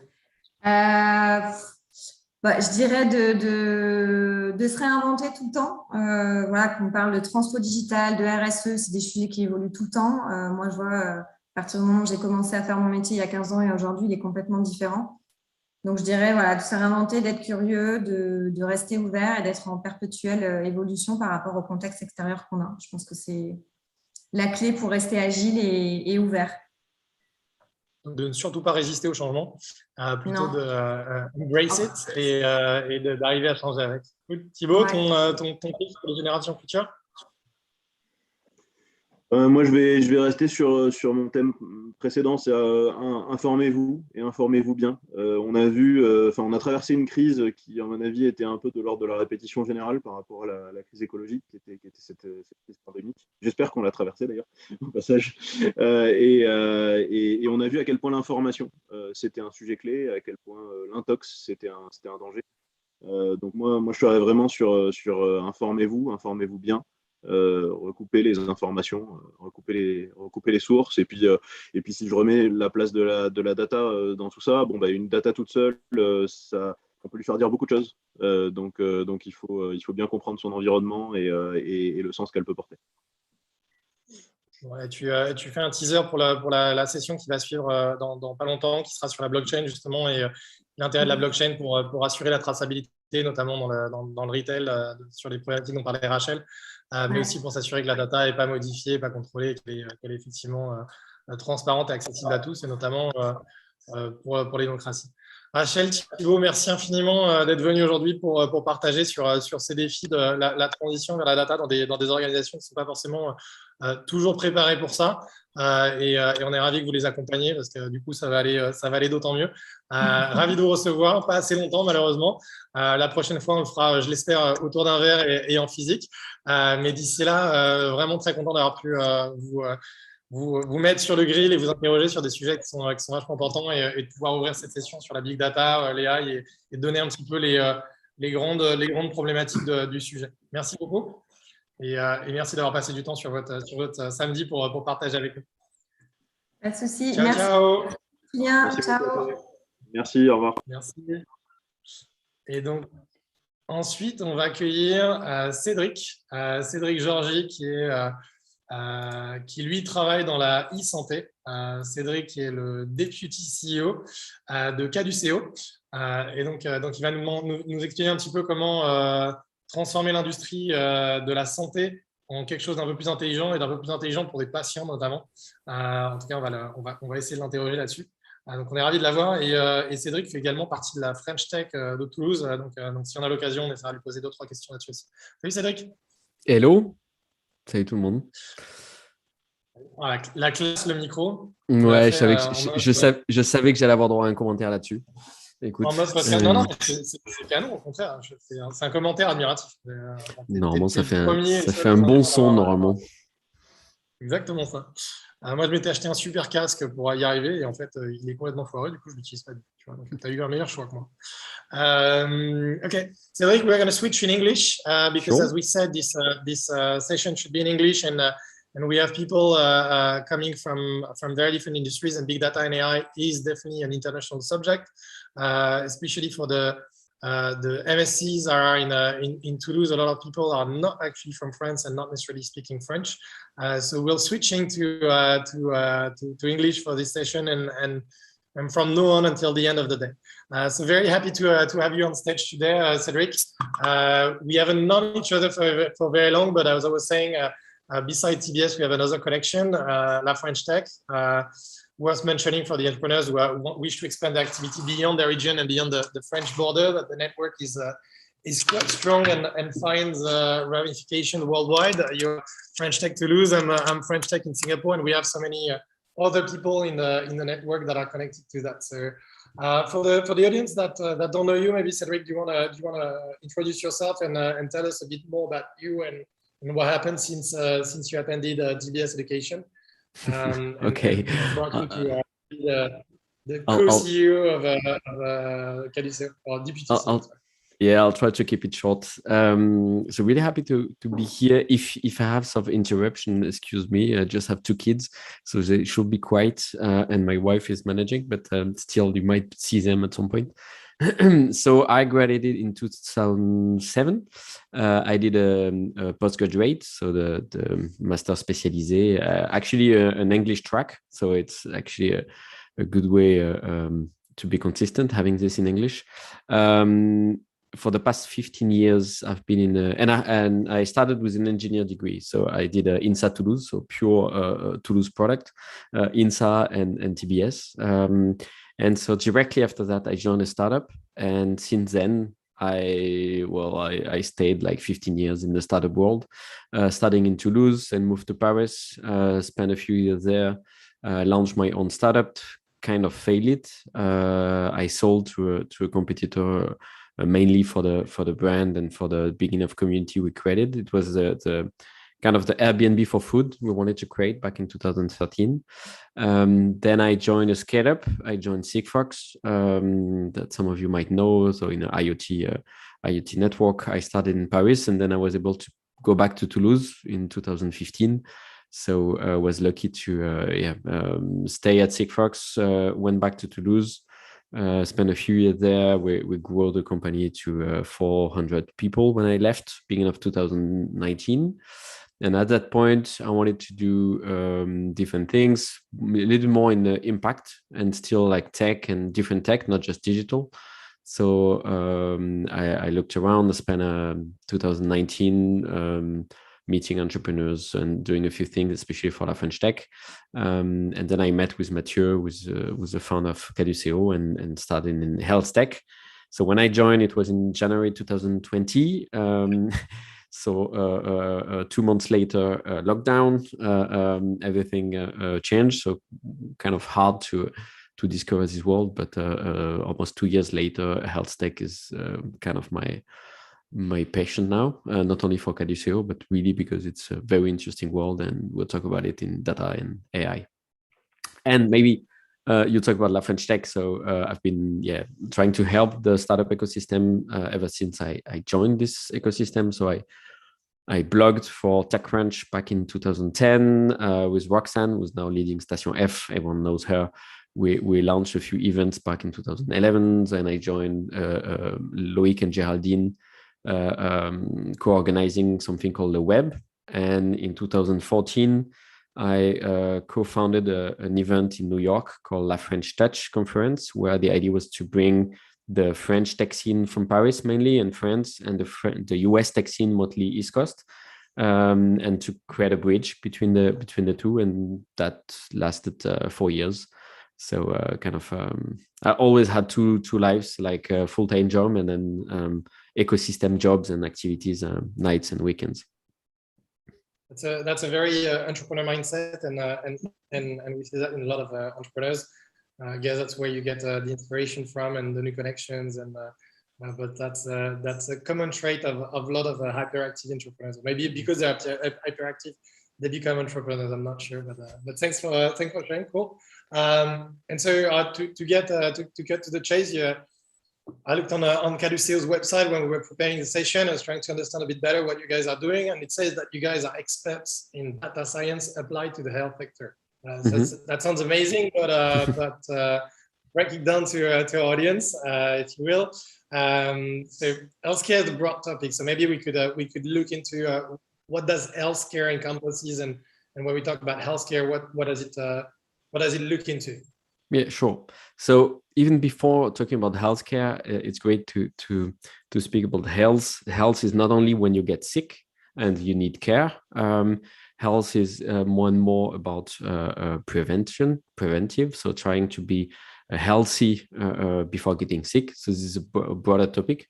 Everything you do to keep your health as good as possible. And then you have healthcare system, which is every system and every opportunity or solution you have when you get sick. You have many. You have in French what we call médecine de ville, so your common practitioner, and then you have healthcare organization, hospitals, clinics, which are big organizations, usually old, and systems are old, and we'll go back to that. And so at Caduceo, we're focusing on the healthcare organization, hospitals and clinics, and we're trying to help them with the data they already have.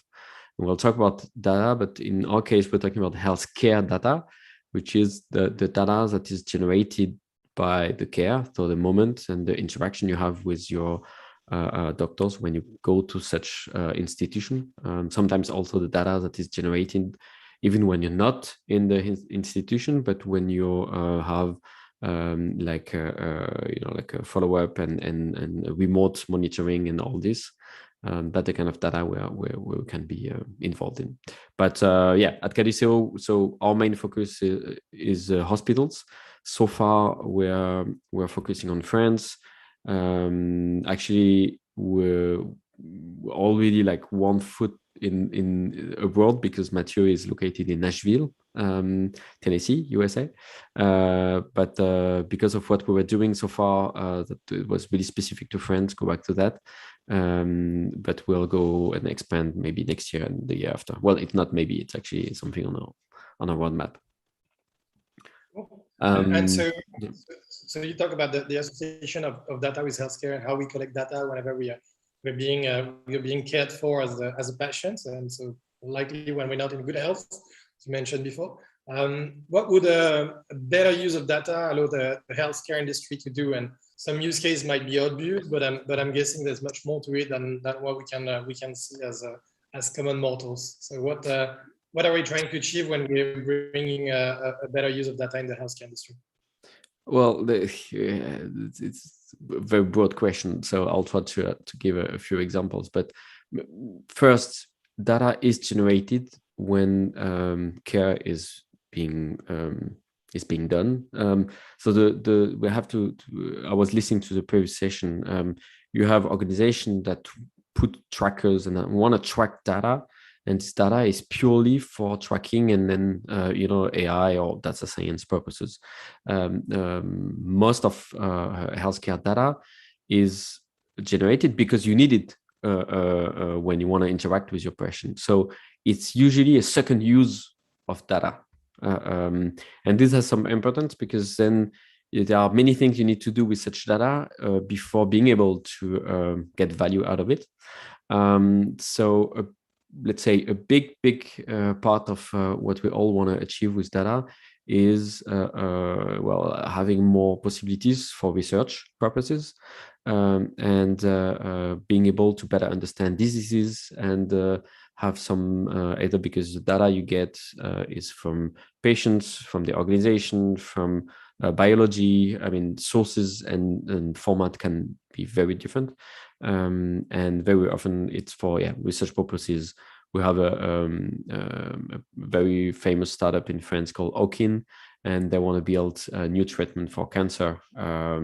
And they collect a lot of data and apply different models of AI, trying to find either new models for treatment or personalized treatments, which is also one of the big topics for health.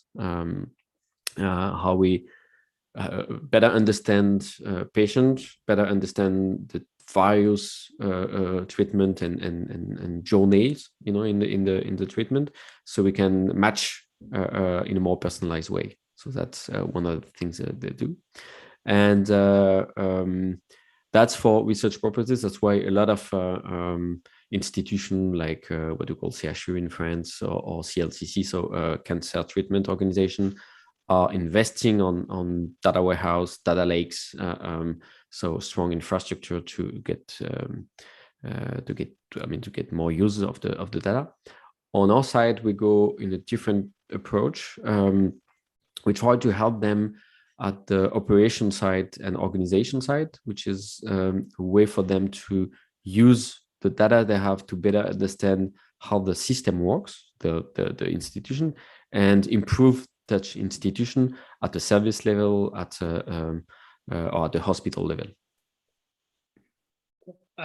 Maybe that's a good moment to ask you what Caduceo actually does. So you guys are experts in data science, but how do you help the healthcare industry precisely? So we've done many things. The company is 7 years old, so we're kind of an old startup, started in 2014, and we use in France. We have what I discovered again because I joined the healthcare sector it's a year and a half ago, is we have a very strong data system. That's why there's a health data hub. So we have something we call the PMSI, which is something that started 15 or 20 years ago for epidemiology purposes. And then they changed the financing system for hospitals, what we call the T2A, Tarification à l'acte. So it means hospital get paid by the security system, the health security social, so the health security system. You get paid based on the real activity you provide. And to be able to track which is the activity of any hospital, you have this coding system called the PMSI, which means everything that is done in a hospital is coded, and that's one of the main data system and data source you can play with, and it's the quality is really high because it's exhaustive. Everything is coded, and the granularity, which means the level of details and the different possibilities to code, is also really high. So it means the quality of the system is really interesting, and that's where we started to create, for example, a tool which will recreate journeys of any patient. I'm trying to put it simple here. So you're a patient, you go to a hospital for various reasons. You go because you have a consultation, or you need to perform and like you go ERM. So switching to English for such words might be difficult for me, but like a brain scanner or something like this. Or later on, you go for a full hospitalization, either a day hospitalization or a few days hospitalization. Everything is coded, and which means in terms of data, you get a time series. Actually, it's more a time sequence. and that's for one patient. But when you get hundreds and thousands of patients, all of these patients together, the data will help you better understand what are the different journeys and where you can optimize. Very often, doctors, they can perfectly see at the level of one patient, but trying to zoom out and understand what's happening at their service level, it's really hard for them. And that's where we help them, because data science we're not talking about AI at this point. It's just making sense out of such a big amount of data. Will help them better understand how they perform, for example.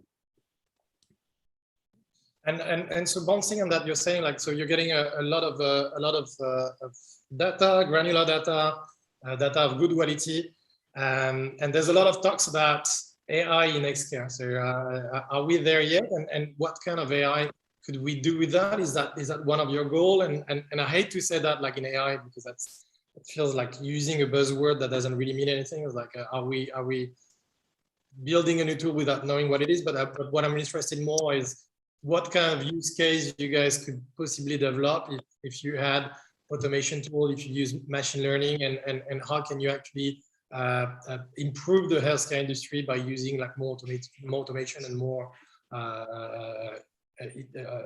power of intelligence using machines? Well, at this point, AI is almost never used in the healthcare system. So we have to be clear on that. There's a lot of talks, a lot of talking, but real implementation are really really rare. So why that? The first part that is being kind of disrupted by AI is everything where you have an image. So that's the number one sub-industry of the health sector. That's where you have cardiologs, Glimmer, such. I will talk only about startup because I have, as you've understood, this is kind of the only world that I know, health and startups. So these people, they are doing great things in helping doctors better understand image they get, radiology or different kind of scanners and all this. And in these cases, the intelligent system will be additional to what they're doing. In no case you will have a machine telling you what is your disease or what will happen next to you. Fortunately for all of us, it's still a human that will have this decision, but they can base that decision on interesting system to help them. But then that's for what we call imagine with finding a disease based on an image or something. There are, I don't know if you want to call it AI or not, but in the health sector, we're talking about more like augmented intelligence, because we believe the doctor will always be the one in charge. And the question, how can we create system to help he, she, or the system have better decisions based on intelligent system. An example, something very simple we've done during the first wave of COVID-19 is we created a local prediction system to help the institution know the trend of how many COVID-19 plus, so which means positive and so new patients incoming for the institution, and it helped them decide whether or not they should open a new unit. Back in the first wave in France, what happened that they slowly, when the wave was coming, they decided to change the purpose of a medical unit to be applied to manage COVID-19 patients. But the thing is, they wanted to do that at the right moment, not too early, not too late. And so a very simple predictive system based on their data, but with some global models, was able to help them, be more, anticipate more. Should we call that AI or not? I don't care. What was interesting in the fact that they use it, that helped. Maybe we won't write a paper on it, and it's not something fancy that will make people dream. But what's interesting is that it was really useful as a local on the ground. Some models can be applied also for emergencies, helping them have better prediction for emergencies. Clustering, so you can better understand the different subgroup of your patients. This is also that is really, it starts to be applied right now. I love what you said. That's exactly connecting to what I was saying about my question. Is like, we don't really care whether it's AI or not, but it's whether we're using the data in the right way so that we can gain more intelligence and we can do something more useful about it. So that's awesome.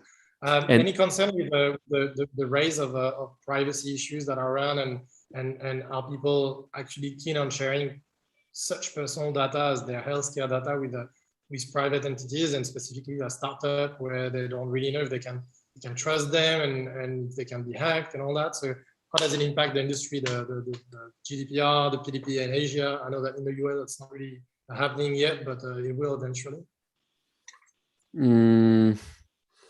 I mean, there's no patient that will say no if you tell them, but by providing your health data, we can help you be in a better shape, so better health or better healthcare. If you're already in an institution, you need to educate. I mean, what's happening is when you get in an institution, you have a welcome kit, and as part of this kit, it's an agreement you sign with your institution. It's written that the data you will be used for research purposes within the institution.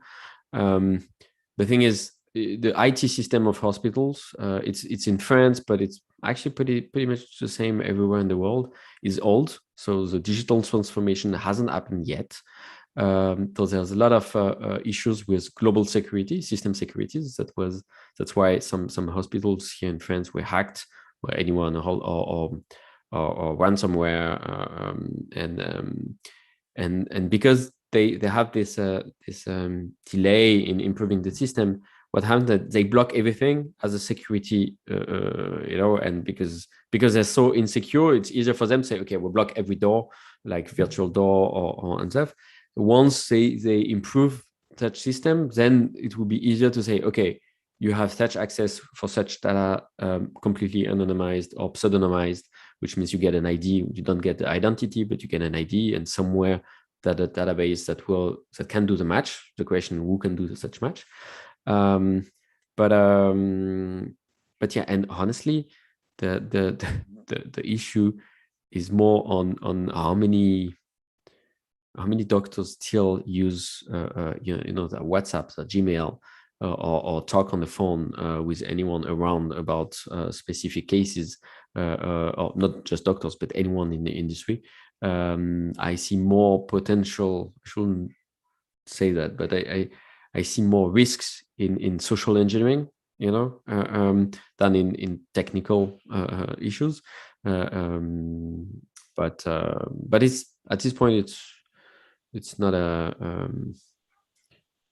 And then if I'm trying to, or sometimes it's more political, than really logical. Example is to manage healthcare data in France, you need to be HDS. It's a HIPAA in the US, so you have to have some specific.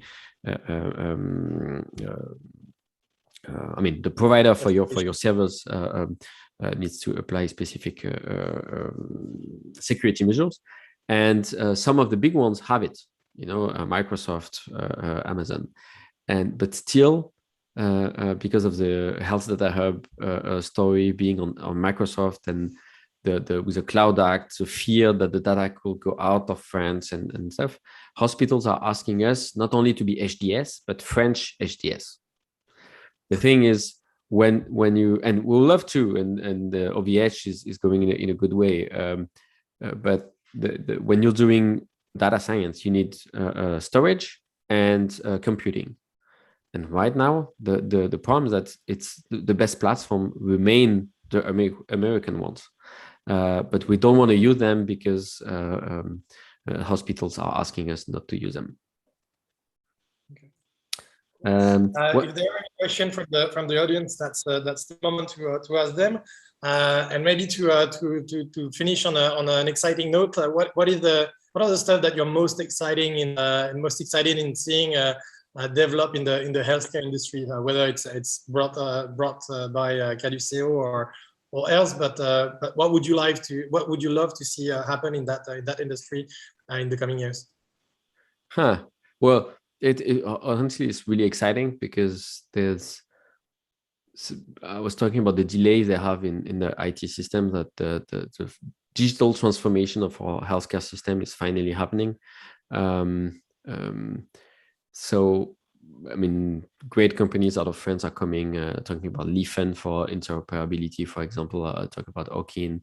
In Toulouse, we have quite a few interesting ones as use cases focused on the healthcare. The health tech is really broad. A company I can mention called Biloba, where you download on your phone an app, and then you will interact directly with your pediatre. How do you say that in English? I forgot. Anyway, for your kids, by chatting, and you get direct interaction when it's 9 p.m. and you get a question because your kid has something on the skin or something. So changing the way you interact with the healthcare system it's really interesting what's happening right now. And globally, maybe thanks to COVID, two things happen. First, people see the value of data and why they need to invest in data collecting, data engineering, and slowly we'll go to data science and AI at some point. And something totally different, but I believe is really interesting is everything on the health, mental health.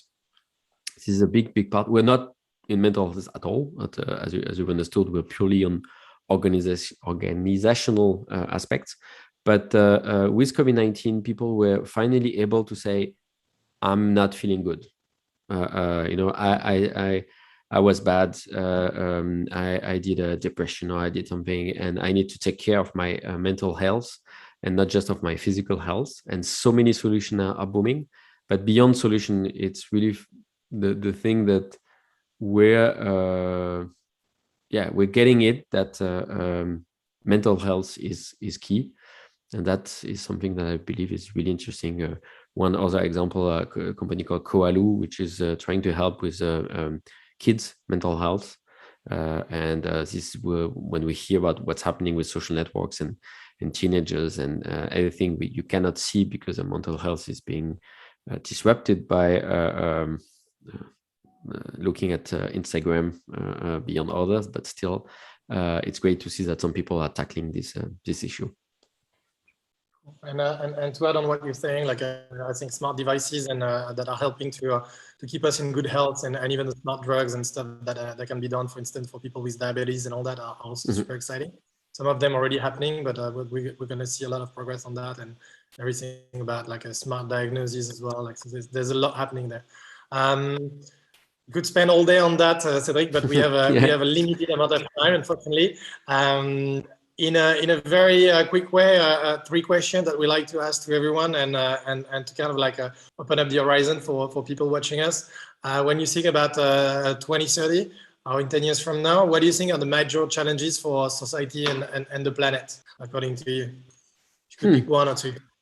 Well, of course, reducing everything we consume, but still being connected. And the challenge of what is the impact of our digital life on our kids and on brains and mental health issues. And how do you feel that's impacting your business and your job, if at all? Is that something you already look into? Are you interacting, you're thinking? Well, I change every 3 or 4 years, and I change every time I move from one sector to the other. Remain in tech, but switch from ecosystem to another. So what is key, and it's really to, again, we should learn to discover new ecosystem, to be flexible, and to adapt to new things, and don't try to stick to what we've done in the past and hope to do it again in the future. Cool. And so what would be your tip for the next generation? how would you advise them to position themselves on those challenges? What can they do to help the world be better? Well, everything you can do at night and weekend to help an ecosystem, and as we say in the startup world, pay it forward. So it's maybe also very kind of US style, something that I try to push here in Toulouse that I sometimes miss.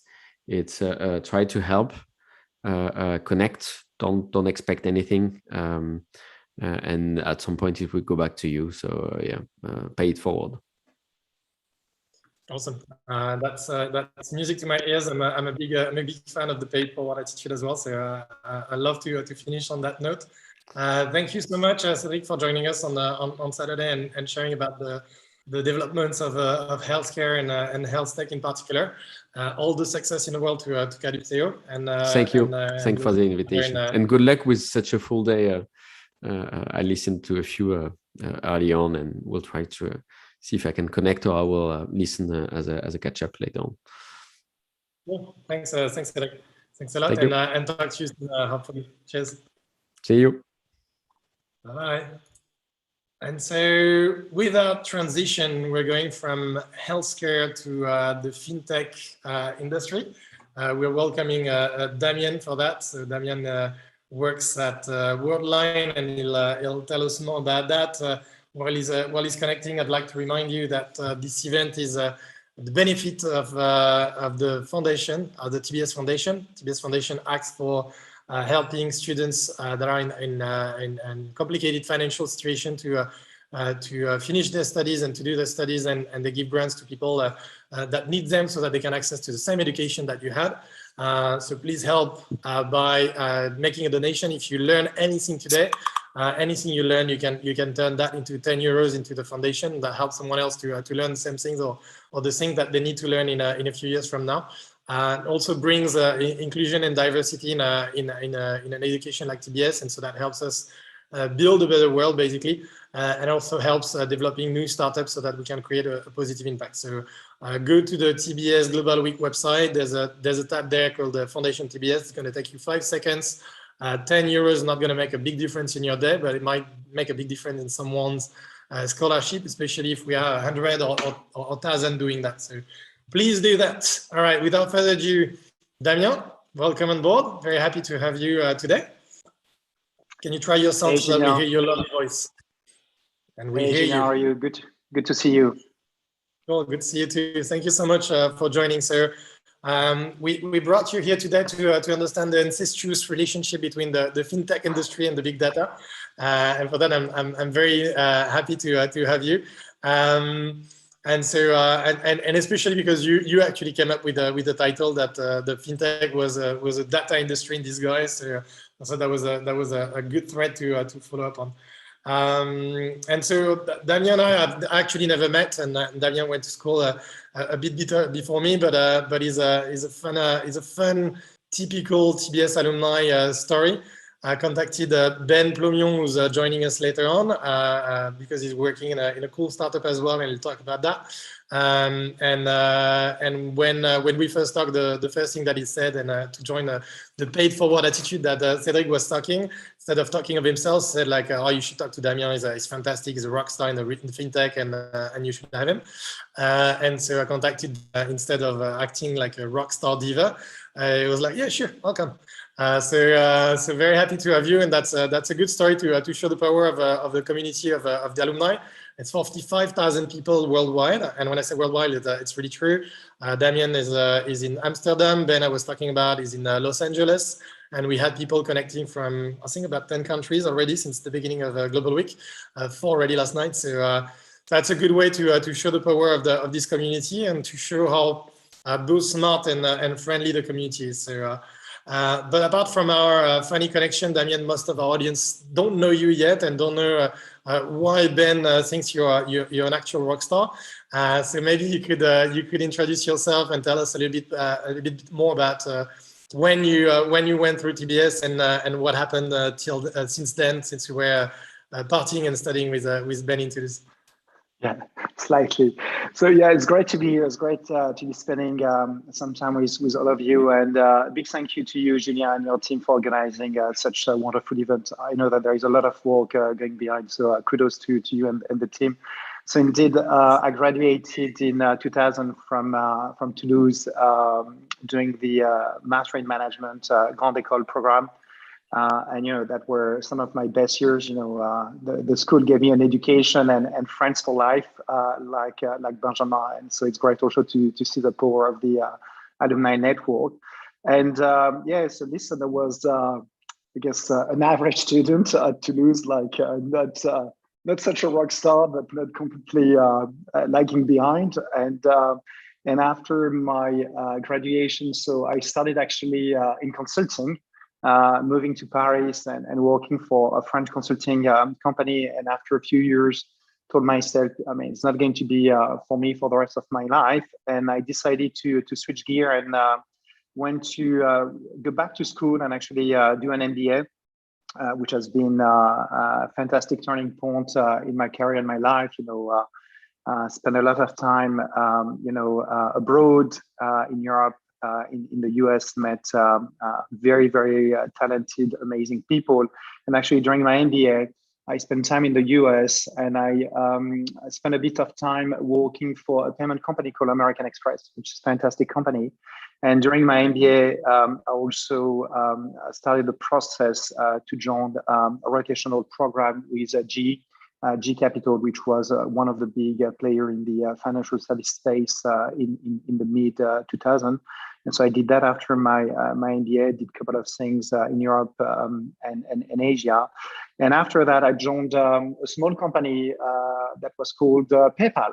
And basically, I spent almost 12 years at PayPal in Europe, first in product, launching new market in Russia, Eastern Europe, then becoming the country manager for France, managing our Western Europe region, and had a terrific decade. And 2 years ago, I left PayPal to join another successful payment company, French headquarter called Ingenico, that is famous for its terminal business, but which is also very active in the digital payment space. And so I joined them 2 years ago. And in the meantime, Ingenico got bought by another French payment company called Worldline. And here I am, 21 years after my graduation. Wow, quite a journey. Didn't really sound boring. And we're talking to we're supposed to talk about fintech today and data in fintech. But it's a bit of a stufful buzzword lately. The fintech, everything seems to be fintech solutions to digitization of the finance industry and banking, payments, investments, crowdfunding, or basically anything, any tech company charging anything for to anyone. So maybe we should precise this a little bit and say what we're going to talk about in fintech today. And so what is Worldline focused on, and what are you guys doing in the field of fintech and payment specifically, because that's what we're talking about. Yeah, so Worldline is one of the leading global company operating in payment, and so it's a merger of Worldline and Ingenico. But what is interesting, if we step back, we look at fintech. Indeed, a lot of buzz, a lot of money. Just on the first half of this year, you had roughly $100 billion invested in fintech. So basically, on the first half of this year, it's as much as the total amount that was invested last year. And as a comparison point, in 2019, 2018 was roughly 50 billion a year. So this is also an industry that is attracting a lot of money in terms of investment. You see that also in the valuation of the company. So this is one of the indeed sector that is very, let's say, hot at the moment. And I guess the definition of fintech is basically the use of technology for anything that is touching money. So managing your money, opening a bank account, getting access to credit, paying, exchanging money. So it's a pretty wide definition. And the reality, it's until 15, 20 years ago, when I graduated from the school, there was not that much happening in this space. It was a bit of so-called, I don't want to offend anyone. It was a bit of a boring industry. And I guess with really internet at the end of, the year 97, 99, before like the big boom, you've been seeing like a very, very radical shift in the way people have been doing commerce and doing payment. Because before that, I mean, all commerce and all payments were happening face to face. You were going to a store and basically you were paying with like cash, bank card, check. That was like very straightforward. And you had some innovation. You had like the chip and pin card. In France, you had Minitel, so you could order your Air France ticket over Minitel or stuff like that. But that was still on a small scale. And basically, at the end of the 90s, so you had the explosion of e-commerce.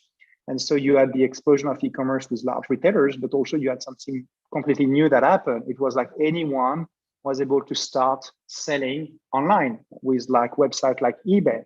But then you started having a problem. It's great, I can sell, but how do I get payment? I'm not going to ask people, to put cash or check in an envelope because it's not going to work. It's not going to be secure. And basically, I'm not going to be successful. And basically what is interesting in fintech is if you forget for a second the technology, all the very successful companies in fintech started with a problem statement. I mean, PayPal was very much that. Is how do I let sellers and buyers on eBay to transact in a very secure way, and exchange money. And you have like many use cases like that. You look behind most of the stories behind the neobanks. It started with people not being able to open a bank account in the country where they lived and say, oh, you know what, I'm going to start a new bank because I'm very frustrated. I can't open my bank. The same thing with people trying to change the way SMEs, small, medium businesses are getting access to banking services, Square, Conto. You hear the story of Céline Lazor from Litchi, started on the back of the frustration. I'm gathering money from friends to buy a gift and I make the gift, but no one is paying me back. And you have like many examples like that, money remittances transfer-wise. So the great thing about fintech, if you forget for a second, the buzz and the technology, it's a lot of, about solving problems, because the reality in the financial services in the payment industries, you had a lot of friction and a lot of inefficiencies that you have been able to remove with technology. But I feel you could almost replace fintech by startups in that case, right? It's a bit of the definition of innovation, right? Like wherever there's friction, there's an opportunity to create something new that works better, faster, cheaper. Yeah, but you know what? I guess it's not that exclusive, because you have many people operating in this ecosystem, and I guess we'll touch on it. And I guess it's not just like you have like many new players active, but you have also many incumbents that have been also changing the way they do business. Also, on the back of this wave of fintech innovation. So it's quite interesting to see that it's touching all the parts of the industry and the ecosystem. And so you worked at PayPal for 10 years, you mentioned, and now you're at Worldline. PayPal was created by eBay. It's a reputed tech mafia today. How are PayPal and Worldline different? And I'm saying that in what they do, but also in the fact that, as you mentioned, Worldline is French. PayPal is the very US kind of startup, and from the beginning, right? It's one of the first success stories if you think about it. So what's different in the way they operate and in what they do and the way they approach the industry, given they're both in payment, but not only? Well, first, there are two great companies in a very interesting ecosystem, and the good thing in this ecosystem is you have many players who are partnering together. And I guess, it's an ecosystem where you have like a lot of, partnership or even like co-opetition. So it's very interesting, because actually it's a pretty complex value chain. I mean, I'm just going to take like a very basic example is if you are making today a payment on a website, I mean, for you as a consumer, it's very straightforward. But actually the value chain behind is pretty, complex. You have like the bank with whom you are like, banked, then they will issue you a payment method, a card, or you might have a wallet like PayPal. Then you will have companies helping websites to accept payments, and then behind every payment there will be the complexity of managing the acceptance of different means of payment, managing the fraud, managing the foreign exchange, the currency management, and then you will have to do the disbursement. So it's a very, very, very, let's say, wide industry. But I guess, on your question, I guess you have three types of players, I believe, operating in the fintech. Indeed, you have like the born digital fintech, like PayPal. You could almost qualify be one of the first fintech in the world, 20 years ago. And so I guess I was listening to the panel before, where they were touching also on the retail industry, and indeed, so designed by default in the digital world, so with not that much legacy, which is like a very key competitive advantage. Then you have incumbents that indeed are coming from a pre-digital world, but have been going through like a massive digitization journey. I mean, especially when you look at banking, payment. So either, redefining their core platform or launching new services like I'm an incumbent bank, I'm going to launch my own neobank. You've been seeing also incumbent players have been doing a lot of investment in the industry. And then you have like a third bucket, which are like technology firm going to financial services. I can pay with my Apple Pay, and it's a service provided by a tech company, Apple, and you have many other examples in this space. So it's a very, very rich ecosystem where, my point is, fintech is not only startup, it's also, the digitization and this money revolution also happening for incumbents and also for other tech firms who have like interest in going into financial services, which is not like an easy to enter industry because, obviously very competitive, but also very, very regulated, which is also potentially a big difference from other industries that, you might touch on this afternoon. And that's funny you say it, right? Because we're talking about those tech companies and like PayPal, for instance. I worked for Google for quite a few years as well, and those were considered once tech startups and the very new ones, and now they're 20-year-old, and so they're starting to have like some legacy and starting to be attacked by. They've been attacked as well by some new startups as well, some new kids on the block. So that's interesting to see how the story repeats and go faster and faster. So now. Focusing more on the topic of today, the big data, and to go back to what you announced as fintech is a data industry, and you were talking about like the complexity of the ecosystem. Why is data such a core focus of the fintech industry, and how are the two interconnected, and what's the big value of data in that industry? How do you actually? Yeah. Well, I guess Julien, even before like fintech, I guess. Data has been always at the core of banking, financial services, and payment, because behind financial services you always have this notion of credit risk decision, and so for anyone remembering his or her statistic courses at Toulouse Business School, you are computing data in order to make an educated decision, and actually banks have been among the first, to invest in, mainframes, computers in the 50s, and it has been always, technology, computer heavy, data heavy industry, and so fintech is very much also following the same path with this notion of, it has to be also a strong differentiator, because the value proposition usually of a fintech compared to an existing incumbent is going to be, okay,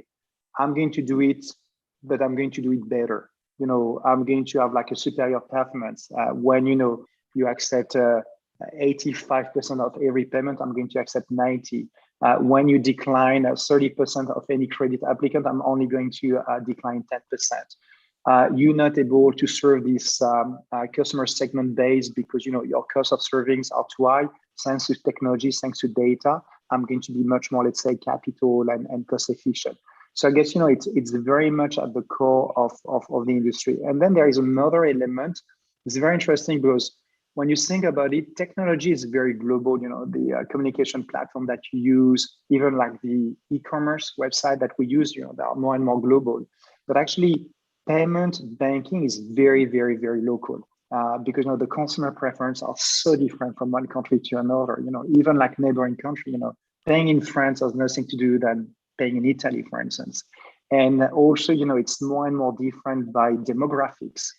And I guess so with data, so not only you're going to be able to have a stronger core engine, but also, in terms of your value proposition, it's going to be a key differentiating point. And I guess within every fintech, there is this notion that I can democratize financial services and I can make it more inclusive. And I guess it's a very, very important also notion that data help you to achieve. Cool. And so bouncing on that, actually, you're in a very hot market at the moment, another one at least, because you're enabling e-commerce to do more business. Can you tell us more about the challenges of that industry and how you guys are helping them to be so unstoppable, and what are the challenges that they're facing right now? Listen, it's a fast-moving industry. It's good also to remind everybody, because COVID changed many things. But before COVID, it took roughly 20 years for e-commerce to get roughly 15% of consumer spending. And so with COVID, you had like a massive adoption. But again, with big differences, for instance, before COVID, already you had like some industry that were almost fully digitized. Buying music, buying movies was already like almost all digital. Travel, shopping was already very much digitized. But before COVID, for instance, food, grocery was little digitized. And also with COVID, you had a fast track of the digitization process almost across all the areas where people are spending money. So I guess this one, I guess fair to say there would be no turning back. But in terms of the challenge and the opportunity, it's really a game of scale. So actually, it's not anymore like a country-specific game. With the exception of a couple of players or verticals. Most of the players operating in e-commerce have to be at least regional or global. If you are like a French online buyer, you are going to buy on SNCF, but you will be spending money also on Booking.com. You will be buying from your local brands, but you might be spending also your money on ASOS or Shein. So it's very much a global game, but which is also fantastic opportunities, because if you're like a newcomer, if you're an SMB, you can access easily to commerce platforms that are going to allow you to scale your business across your borders, using the likes of Shopify or PrestaShop, etc. And so this one is very interesting. And then you have like two other interesting trends, I believe, at the moment in e-commerce is you have like many models that have been disrupted. Food delivery is a good one. Second-hand marketplaces, about Vinted, sharing economy. So all those new formats that have been completely reinvented in the last years. And also what we see more and more is like social, joining with commerce. So, especially a trend that you've been seeing emerging in China over the last 5-6 years around, live shopping commerce, where basically you have like big retailers, big brands, who are going to stream through like TikTok and others. And basically you as a buyer, you will be influenced also by streamers in what you're going to shop. That's the wonderful world of e-commerce and payment. Now, tell us a bit more about, well, first we thought that fintech was a new industry, but you just proved that you've been in it for 20 years now. And so you've seen it evolve. What does your job actually consist in today, apart from talking nicely about it? Like, what do you actually do, and what is your role for the company, for those who are interested in joining the big data industry, or at least the fintech industry? Yeah, so my role at the moment, so I'm heading our digital commerce division. So it's very much, supporting any big global online business, trying to scale their business. And also because I said it before, payment being very local is also to get access to new market and to new consumer demographics. So this is what we are doing at the moment. Then, when you step back and you look at what's happening a bit more broadly at the moment, let's say, the fintech or payment industry, I guess, next you have like a panel on blockchain, which is like also very, very critical for the industry in the notion of crypto money, but also potentially the next panel will touch on it, but all this notion of central bank digital currency. So it's not only, private issued money, but it's also, central bank, who are going to play a very strong role there. And all this notion of, centralized versus decentralized payment network. Obviously, the second thing we've been talking a lot about it around cashless society, which was already almost happening in countries like Sweden and other. You live in Singapore, which is very much at the forefront there. But look, with COVID, we've been moving from stores showing cash only to stores showing cards only, and just in a matter of 18, 24 months. And I guess, that there is also another interesting trend at the moment is fintech has been able to remove a lot of friction. But I guess, there is still so much more room also to have much more automation. When you think about it, is the way, as a consumer, the way you manage your money, except if you are supported by a human being that is going to help you to optimize, your saving, if you have like dormant account or you pay late fees and, to fix it. For most of the people, you can very much think of AI bots being a fantastic opportunity to optimize the way you manage money. Because, the reality, it's no one wake up in the morning, to make a payment or to do that. And you need also to think about technology to help you achieve a bit more there. Cool. And is there any of those that or one that you haven't talked about? Like what would be the most exciting thing coming? And I guess you guys are working crazy to understand the trends and the next big thing. Like what's the one that you're most exciting about, or like what would you like to see happen there? Even though like I understand like you don't wake up in the morning saying like, yeah, I'm gonna pay for some stuff today, but how do you see the future, and like, what is the one thing that you love to see happen, or one thing that you're really excited? Yeah, the thing that is very exciting is to say a lot already happened, but you can very much think that you're still at the beginning. And again, COVID has been a very strong push to digitization of the way we do things. Look at the way we are doing this panel today, and the way we manage our daily life. But there is a lot of more headroom, and I guess for anyone in financial services. So yeah, obviously there are more opportunities to be created, less friction. But I guess the one big opportunity jointly for all the industries are to make it also more inclusive.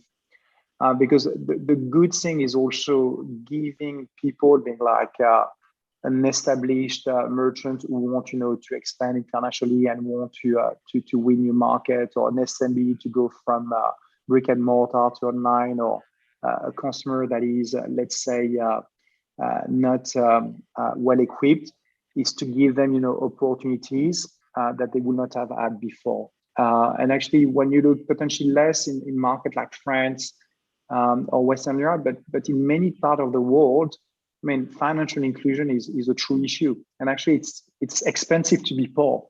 And I guess through technology, you can very much unleash much more financial inclusion. Which is, I guess, a big opportunity collectively. I love that it's expensive to be poor. Not that I don't love that, but I love the idea of looking at it in this way and thinking about the industry as a tool for financial inclusion. And as you said, like I live in Singapore, and if you look around, like Indonesia is a good example of that, on how companies like Gojek have been playing a role of including a lot of people don't have a bank account, don't have access to a bank, and so that's pretty fascinating to do that. Bouncing on that, and kind of like to conclude, we could go on that like for the whole day, but I'm guessing you have other things to do on Saturday, but also that we have other speakers waiting for us, so we'd like to go on another view, and we'll talk about blockchain afterwards. But maybe in a way, bouncing on the financial inclusion thing, like thinking about 2030. What would you think are the major challenges for society and the planet? What do you think are the big stuff we should be working on? Well, I it doesn't guess, have to be linked to no, but we touched about like financial inclusion, financial health. I guess when you look more in terms of e-commerce or digital commerce, I guess, there is a notion also of carbon footprint. Something that I guess the industry is also paying much more attention there. But this is also where I guess anyone working in technology has like a common stretch. People are very, very optimistic and always tend to look at the glass half full rather than half empty. And for me, what I love is also with technology, and especially in the way people do commerce, is also all this notion of marketplace, the fact that you can enable also much more, let's say, proximity commerce, second-hand sharing economy. And I guess, this is also something that, we need to think as a great opportunity. And then obviously in terms of finances, we talk about financial inclusion. I guess anyone in the industry, also anything related to data security, data privacy is so important, because you don't want to mess with someone else's data or someone else's money. And here, not only technology is important, but also regulation is very important. And I guess Europe is a good example of jurisdiction that is well equipped with a framework that is not only giving a level playing field for all players in the industry, but also fostering more customer protection and also more innovation there. And I guess it's technology, but it's also the regulation that we can put around it.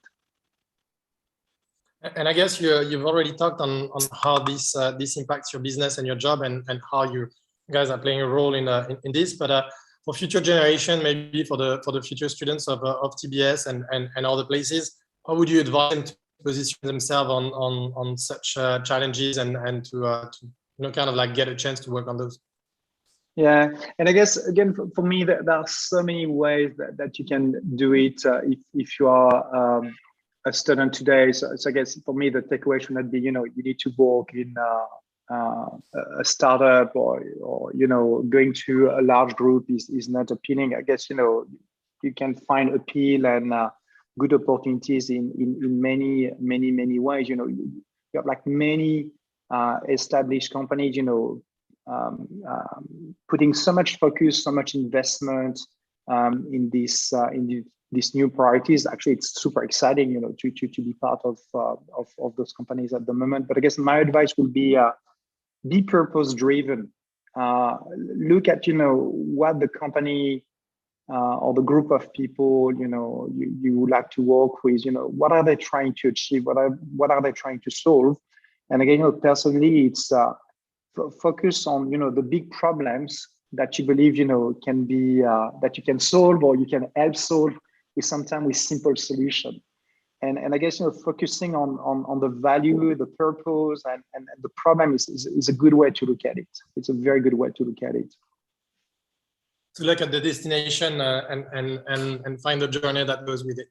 Love exactly. it. That's a great way to talk, Damien. Thank you so much for taking the time to join us today and to share about the trends in the fintech and at least in the payment industry, and how it impacts the data revolution, as we sometimes talk about it. You talked a little bit about inclusion and decentralization. That's what we're next, or at least decentralization, but from centralized entities. So that's going to be cool to hear about Miriam and Yves Michel and what they're doing on the field. Thank you so much. Have a lovely day ahead, and I hope you're gonna follow the Global Week until the end if you have a chance. Again, we have your friends coming next, so you kind of have to stay and watch him around. We love. He's the reason why you're here, right? Thank you, Julien. Thanks a lot, and we'll keep in touch. And again, thank you so much. Bye-bye. Bye. Bye-bye. So as I was saying, and we have next Yves Michel and Miriam joining us, and they are appearing as we speak. And Yves Michel and Miriam are actually from the same cohort, both from 2010. And that's the second panel we're going to have on blockchain. We had one this morning with Kara and Alexia, who talked about more like the independent players on the blockchain, and the one that kind of like the blockchain builders and how they're developing the protocols and the product on top of it. Now we're going into the other side. We're going or to the other side, at least to another side, another aspect of the idea of blockchain, of the technology. And so we're welcoming Yves Michel from Groupe Renault. He's a blockchain technology expert, and Myriam Ben Sayeh, who's an associate director of Cognizant and who's working specifically on a blockchain project for governments from the Emirates. Hi, Myriam. Hi, Yves Michel. Can we hear your lovely voice? Hi, You hello, can try and Julien. connect so that we can see if we hear you correctly. Hello, We can Julien. start on the basis. Cool. Hello, Awesome. Julien. How are you? Good. Very excited to have you guys today. Thank you. Thank you. Excited to be here. Awesome. So you're gonna help us in a tricky mission today, right? Like, there's a lot of talks about the blockchain. That's a lot of buzz there, but we'll try and understand why it's such a big deal and why some people talk about it like as a next tech revolution. And so you're joining from France and the Emirates. As I said, you're from Renault and from a consulting company working for our government. Myriam, do you want to start and tell us a bit more about you and what you're doing today and what happened since TBS, so that you ended up in the wonderful world of blockchain? Sure. And thank you for asking. Actually, as you know, I'm graduated from Toulouse Business School in 2010. Started my career actually as a business consultant, working in Morocco for the leader of strategy consulting to the Moroccan government.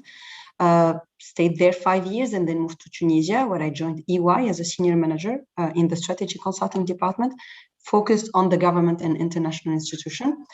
At some point of time, felt that I needed to enhance my knowledge, my expertise in the area of digital strategy and technology consulting. So I decided to move to Dubai with my husband, where it's actually one of the most wonderful actually countries to be if you in terms of, they are very, very advanced in terms of digital services, digital government, etc. So, and I had the chance to really start working directly with Cognizant on the implementation, on the design and implementation of the national blockchain strategy. So the way it started, it's more of a coincidence, because they were looking for someone who will be having, the skill of strategy consulting to the government, because they needed to build the strategy of blockchain, Arabic speaking. At that point in time, I think I was not even aware about what is blockchain, really heard about it, but as you know, for everyone, it has been a buzzword for me. So took a certification in blockchain, started working on the strategy, then starting implementing blockchain use cases, because the assignment was all about identifying, qualifying, and prioritizing blockchain use cases. And this is exactly what I'm doing today with the government in UAE. Awesome. Thanks for the summary, Myriam, and quite interesting journey from Morocco to Dubai nowadays. Yves Michel, what about you? And can I call you Yves Michel, or is that a pain for you? Yves is correct. Cool. That's gonna be shorter. Right. Do you want to tell us a little bit more about your journey yourself? Yes, definitely. Yet I'm not as skilled as Myriam is. Definitely. The first point is actually beyond Toulouse Business School. It was just after the financial crisis. We faced all some hurdles. And I started in quantitative finance. Plenty of great stuff here, where I learned about blockchain. And for the joke, actually, back in Canada, during my exchange, I was working for a pizza guy. It was completely unofficial, and I was paid in Bitcoin back then. I didn't even know it existed. Believe me, I loved it. Before I hated it because I had lost my account at some point in time. And much later, actually, it was in a book I purchased in Canada to have this wonderful password. And thanks to it, I can have a flat now. So long story short, for the geek part, actually, I created my own protocol with a group of crazy people. I have worked in artificial intelligence, but I was the head of it. We created crazy projects. So if right now you are built because you are, for instance, running a bit too fast in the Benelux region, it's because of me. Second point, I have launched plenty of projects. I have written several books, one on theory of blockchain, one on the industry, just opened a few days ago. And in Renault, we are trying to launch real scale projects exploiting blockchain technology. And believe me, the problem is not and will never be technology, but will be, as Miriam will expose us, people. Agree to that. I love that. The blockchain is about people. Cool. And as some of you know, the Co-Creation Lab, the company that I founded, is actually working with design thinking. So human-centered design. So you're talking my language right here, and that's something I really like. So, let's go into the blockchain, right? So I'll try and give a simple explanation, although that's a bit hard to simplify it, and that's why I think a lot of people are still lost on the notion of blockchain. So we call the blockchain a decentralized, distributed, and usually public digital ledger consisting of records, the blocks. And those records are used to record the transactions across many computers, so that any involved blocks cannot be altered retroactively without the alteration of any subsequent blocks. So still quite complex. I'm pretty sure half of our audience fell asleep when I was trying to explain that. So, but basically what we're talking about is interconnected computers, replicate the information and the transactions really located at the same time, with no need of a central entity. And that's notion of decentralization is very, very important in the blockchain, like a central bank, for instance, government, or a single company. And so that's kind of like what's supposed to make it impossible to hack as well. So let's have a bit of fun with it and focus on this very core notion of the decentralized part. Sorry, because that's what is interesting about having you here. Yeah. Blockchain was popularized by the likes of Satoshi Nakamoto. Nobody knows who he is, but he's invented the blockchain, or they invented the blockchain. Some people think it was more than one people.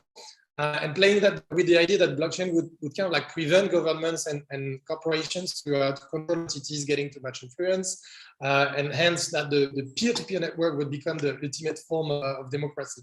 And the people we had this morning talked about blockchain as a philosophy as well.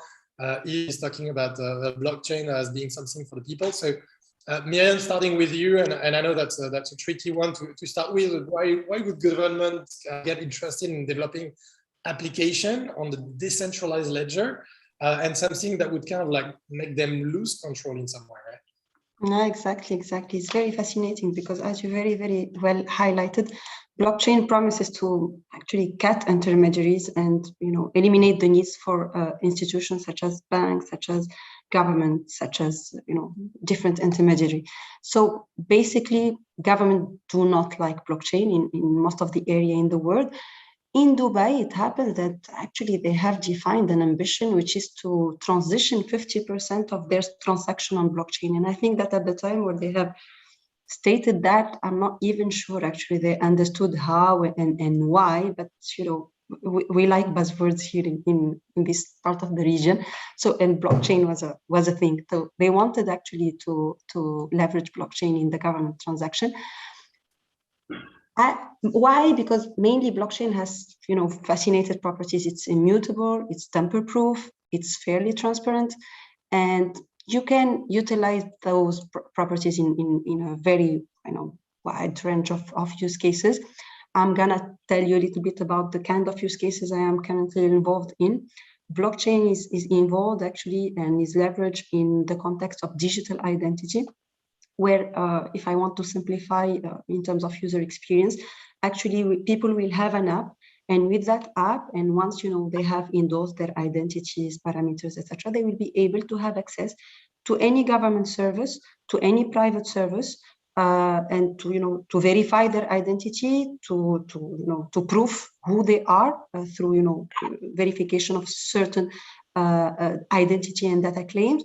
They will be able to request digital identity document from government issuers, like, for example, your ID, your passport, your visa, your driving license, etc. And the way we define identity in this context is everything that could qualify me or belong to me, or the way I identify myself, and also my possession. So blockchain is leveraging this context where you can request documents from the issuers, share them with the service providers, and at any point in time, the service provider will have certainty about the fact that the document is valid. It has not been tampered with. It is issued by the person who or the entity who has claimed have an issue in it. And have all this certainty. So it's really changing the way people transact with each other here in UAE, and the very very tangible impact of that is that for some of the services today in UAE, you don't need to present yourself and present your identity document. So you can open a bank account and do that, using your digital identity and sharing those identity documents. And you don't need to present yourself physically. The way we do it is that, I think I'm anticipating a little bit on another question. We are not storing any data at any point in time. We are not putting PII data on the blockchain, but we are recording the proof of the transaction or the footprint of the transaction on the blockchain. So this is an example among many others. That's awesome. And there are applications as well for more some of the challenges that we have in the world. For instance, for refugees who have lost any proof of identity, that could be a game changer, because then all of a sudden we could be able to prove anyone's identity and prove that they have such diplomas and all that, and without having people to restart from zero. So now moving on to you, Yves, why would large companies like Renault and the likes need blockchain experts? How do you see a blockchain impacting the way companies do business specifically? Very briefly, as of today, if you make a close look at the wonders of technology, last time I went was about 3 months ago. There was 9,000 different technologies outstanding. Last time I wanted to learn Chinese, I think people told me about 7,000 characters are fluent. Considering the fact that technology usually is slightly more complicated than a Chinese character, I let you imagine the ease to speak Chinese as opposed to be an expert in blockchain. That being said, you're talking about 9,000 different technologies in blockchain specifically. Yes, of course, behind this figure always lie a lie. In practice, we just have to apply a simple Pareto, because we always have the same big technologies that actually work beyond the so-called fuss of you have to buy these cryptos or whatsoever. Personally, I am not into cryptos for the industrial application. It does not work. I mean, it can work for some people, companies, use cases, but when you have millions of transactions per day, it does not work. That is why we need people to be able to design, first, identify technologies, design software solutions, not just a single POC in a case, and deploy it in production. This requires lots of brain juice. Therefore, go ahead. Yeah, sorry. Therefore, a company needs expertise. Thanks again to Miriam. Okay, and so bouncing on that, and since you're the designated expert in the company, or one of them, I guess, among those 9,000, what would be some that you see value in? So we understood not crypto, but some that you see value, and among the 20/80 of Pareto, which one are the ones that you think have the most potential for corporation and companies like in your industry, for instance? So trying to give like a very concrete example for the audience that might not be familiar with this. First off, you have several types of blockchains if you want to classify them. The vast majority public blockchains, we'll talk about it later, and the one I prefer, consortium ones. IBM did one, and then which is right now completely free of charge, called Hyperledger Fabric. Pay close attention to Fabric, because else you have plenty of other stuff. The second one of interest is called Corda, usually for banks, but not only, it's not meant for banks. And you also have some standalone, very efficient technologies called multi-chain.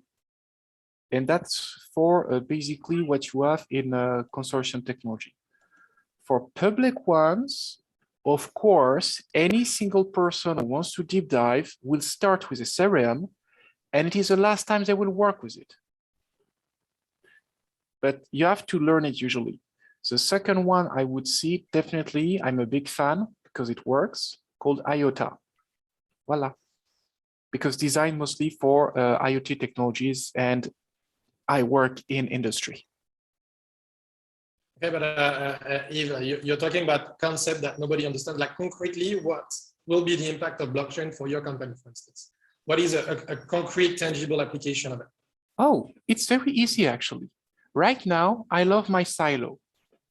When I have a problem in my silo of a company, exactly the same for every company, any government, we love our own island. And the point is, we want to create at first, nothing complicated, no AI, no hyper fuzzy keywords. You want to create a network of participants sharing a small share of their data. As Miriam said, you are not putting all the hell of the world into the blockchain, a chunk of it. And as of today, when I am in my wonderful company island, I know where my problems are, but actually, and it is basically the real share of it, 80% of my production problems are not inside my company, but come from what is called the extended company. That is to say, my supplier, or for if you take a close attention to the latest issues in the industry, like we do not have electronic components anymore coming usually from China. So if we had created beforehand a network of participants following the same rules for data sharing, and Miriam, I believe she just knows that perfectly well, we would have significantly reduced the hurdles just to find one single tiny component right now hidden at the other side of the world. So basically what we're doing is improving efficiency, improving productivity, finding new business solutions, and reducing costs. That's basically what we do. Cool. And you touched a little bit on the complexity of the network. I'll bounce this one back to you, Miriam. What makes your job complicated? I can imagine the hell of working with government, administration, people that probably don't understand anything about the technology itself. What are the big challenges that you have to face to actually make those digital application, the digital identity happen, and really, even in a country that's smaller and younger and probably more digital friendly, what are the big challenges? Some of the challenges are very widely known. Interoperability is a challenge. Education of stakeholders is a challenge, but I just actually believe that it's not the biggest challenge, because beyond everything that we could tell about blockchain, it's fairly simple, actually. At least I'm not a techie person, and the people I work with are not techie in terms of stakeholders. Of course, in my company, there are people who knows how to implement those kind of stuff, and they know exactly everything about it. But when I talk with stakeholders, with government entities, with service providers like banks, etc., you don't necessarily need to go into the details of, at least in the beginning, of really trying to understand the technology, but trying to understand how to leverage that technology and how to, and it's basic. So most of the time people understand what they can do with blockchain and the benefit of blockchain, and they are able to ideate with you on use cases for blockchain. So that was I would say, the nice surprise. the challenge is that it's a technology which is really involving people who don't trust each other interacting in a single network. So it's mainly that actually you need more than two people interacting. And if there is trust actually between this entity, blockchain is not needed. So having these people working together and ideating together and implementing the solution together, because there is a higher benefit for everyone, is the real challenge. So it's mainly human actually, and all about how do you work with your stakeholders to make those kind of things happen. So that's interesting, the notion of trust, and so here we're talking about blockchain as something for the people, and you're saying like people don't trust each other, and we're talking about throwing a bunch of data on anonymous network, and all of a sudden these create trust. So what's the magic in there, and why does that create trust? And maybe the underlying question is, why can we not do what we're doing with the blockchain without the blockchain? What's the magic in it? So the magic in it is that this dimension of trust is built with different layers. Actually, the first one I think is that one is the information is accessible for everyone at the same time. So you have a fair transparency there. You cannot hide anything, at least when you work on the blockchain. So this is the first thing. The second thing is that it's immutable. So at any time where you add any information to the blockchain, you can never remove it. You cannot edit it. You need to add another information, for example, to disclaim it or something like that. But you cannot edit it. So this is why it's immutable, and it's fairly tamper-proof. Logically, you cannot necessarily tamper with the data or attack the data or anything like that. So these are actually the layers of trust that are really changing the way the people are transacting with each other. It's mainly that actually. So it's creating a way for the data to be impossible to change, and so that you don't have to trust each other because you know that the data is exactly. You have traceability actually about the transaction, not necessarily the data. Actually, I need to make that clear. At least in our implementation, we don't put data on the blockchain. We put proof of transaction. So I told you about the issuance of document, the verification of the document, etc. What we are saying is that we put a footprint of the proof of issuance, the proof of verification, the proof of consent of the user to share his data, but not the actual data there. So you have actually the traceability of your transaction, and you know that you can trust that because it's immutable, you cannot change it, and it's tamper-proof. So what you're saying in there, like we're talking about digital identity, for instance, it means like we're not putting a copy of your ID card on the network, we're putting a proof that I have verified your ID card, and I can vouch that you are Mariam, you are Eve, and we verify that. And so that's the proof of it. And so because you have that proof, and because it comes from a trustable source, you don't actually have to see the ID itself, right? That's what exactly. This is exactly it. You've pretty well summarized it. Actually, then there is a very well-known now principle in blockchain. You don't put PII data. To be GDPR compliant, you cannot put personal identifiable data in a blockchain. That would really raise a problem of ethics, actually. So we're not putting anything like that, but we are able to, as you perfectly said, to trace the fact that that data is an endorsed data by a government entity, has been issued at that point in time, has been shared with the user at this point in time, and the user has provided his consent to share this exact amount of data with the service provider. So we are able to prove all that, and in case, for example, of dispute resolution or anything like that, this will be a very valuable insight actually.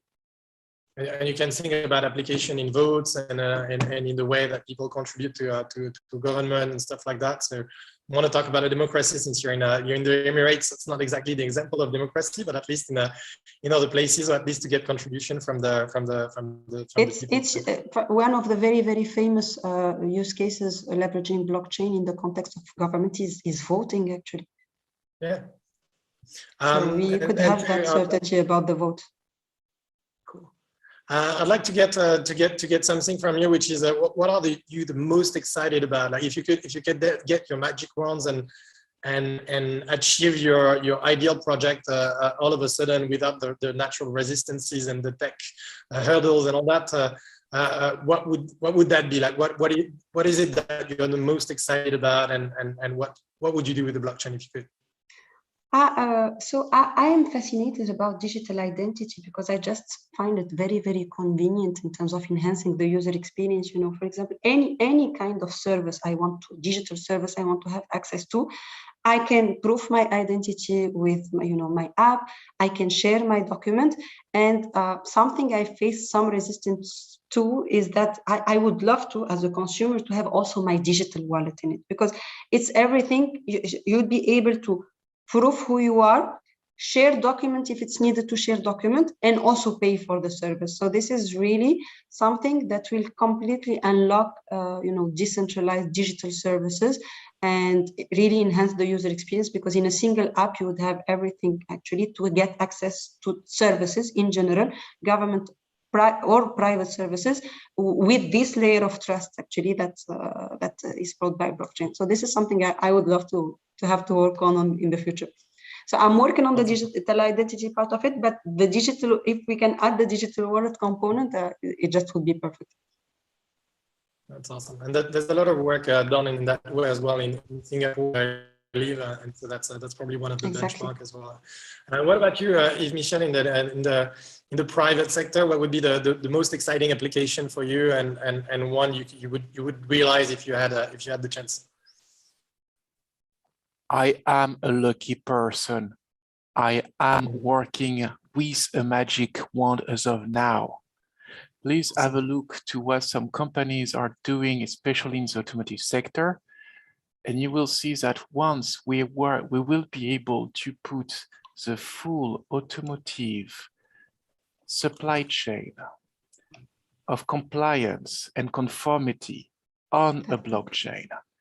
Believe me, you can be the most talented, low-cost, whatever region company, you will not be able to strive as much as a person on this network, period. And we are working on it. As a famous writer said once upon a time, you have two types of people. The ones who believe in the impossible and the ones who do the improbable. Let you choose your own group. That's awesome, and that's a good hook for the team of this event. Impossible is not a fact; it's an opinion, and so you're just proving that we can do whatever we want as long as we have the magic wand that works for that, right? And if you know how to create it. So to conclude, and we're running out of time. Unfortunately, there's so much more to talk about, but we'll have to cut it there. I'd like to conclude with a few questions that we're asking everyone. I'll start with you, Yves, since we're already on that. When you think about 2030 and so some of the stuff you haven't worked on, what would you think are the main challenges for the society and the planet?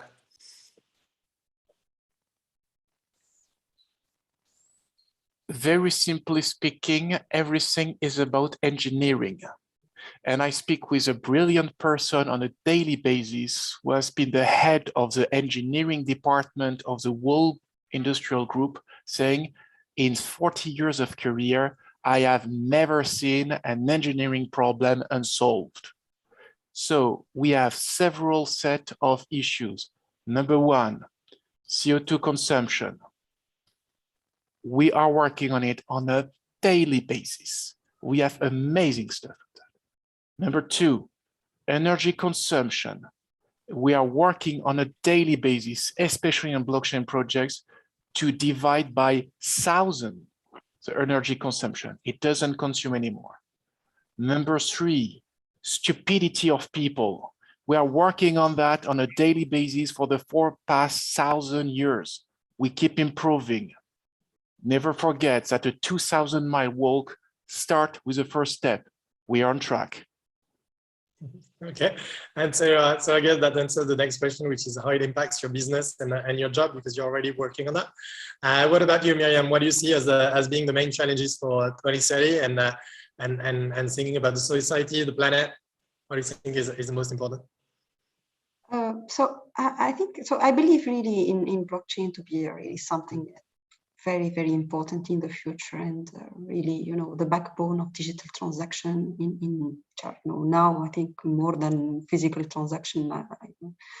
This is the future. So I just believe that a challenge we'll be facing will be the governance and the regulation of those networks, because they are actually built kind of to escape to control, and they are auto-regulated.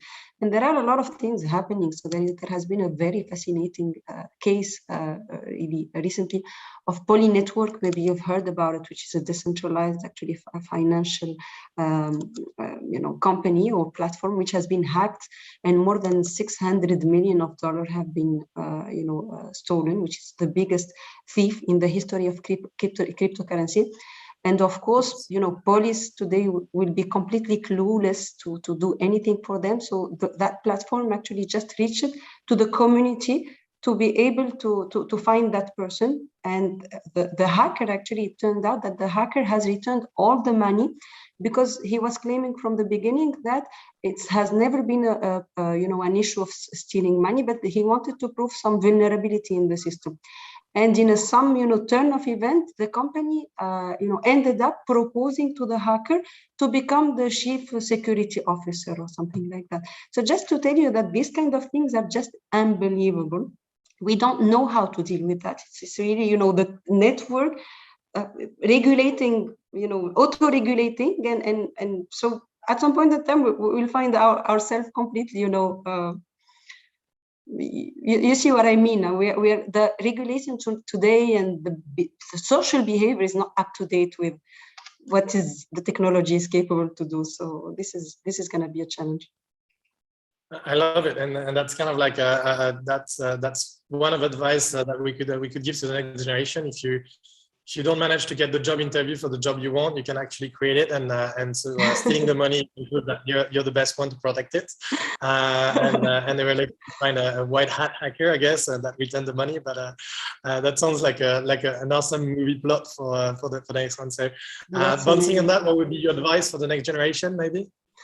I'm not sure, actually. Just to keep informed, to keep upskilling, reskilling if needed, because the world is changing a lot, and at some point of time, if you do not keep yourself up to date, you're not gonna be relevant to your company, to your client, to the society, actually. So this is really it. Really.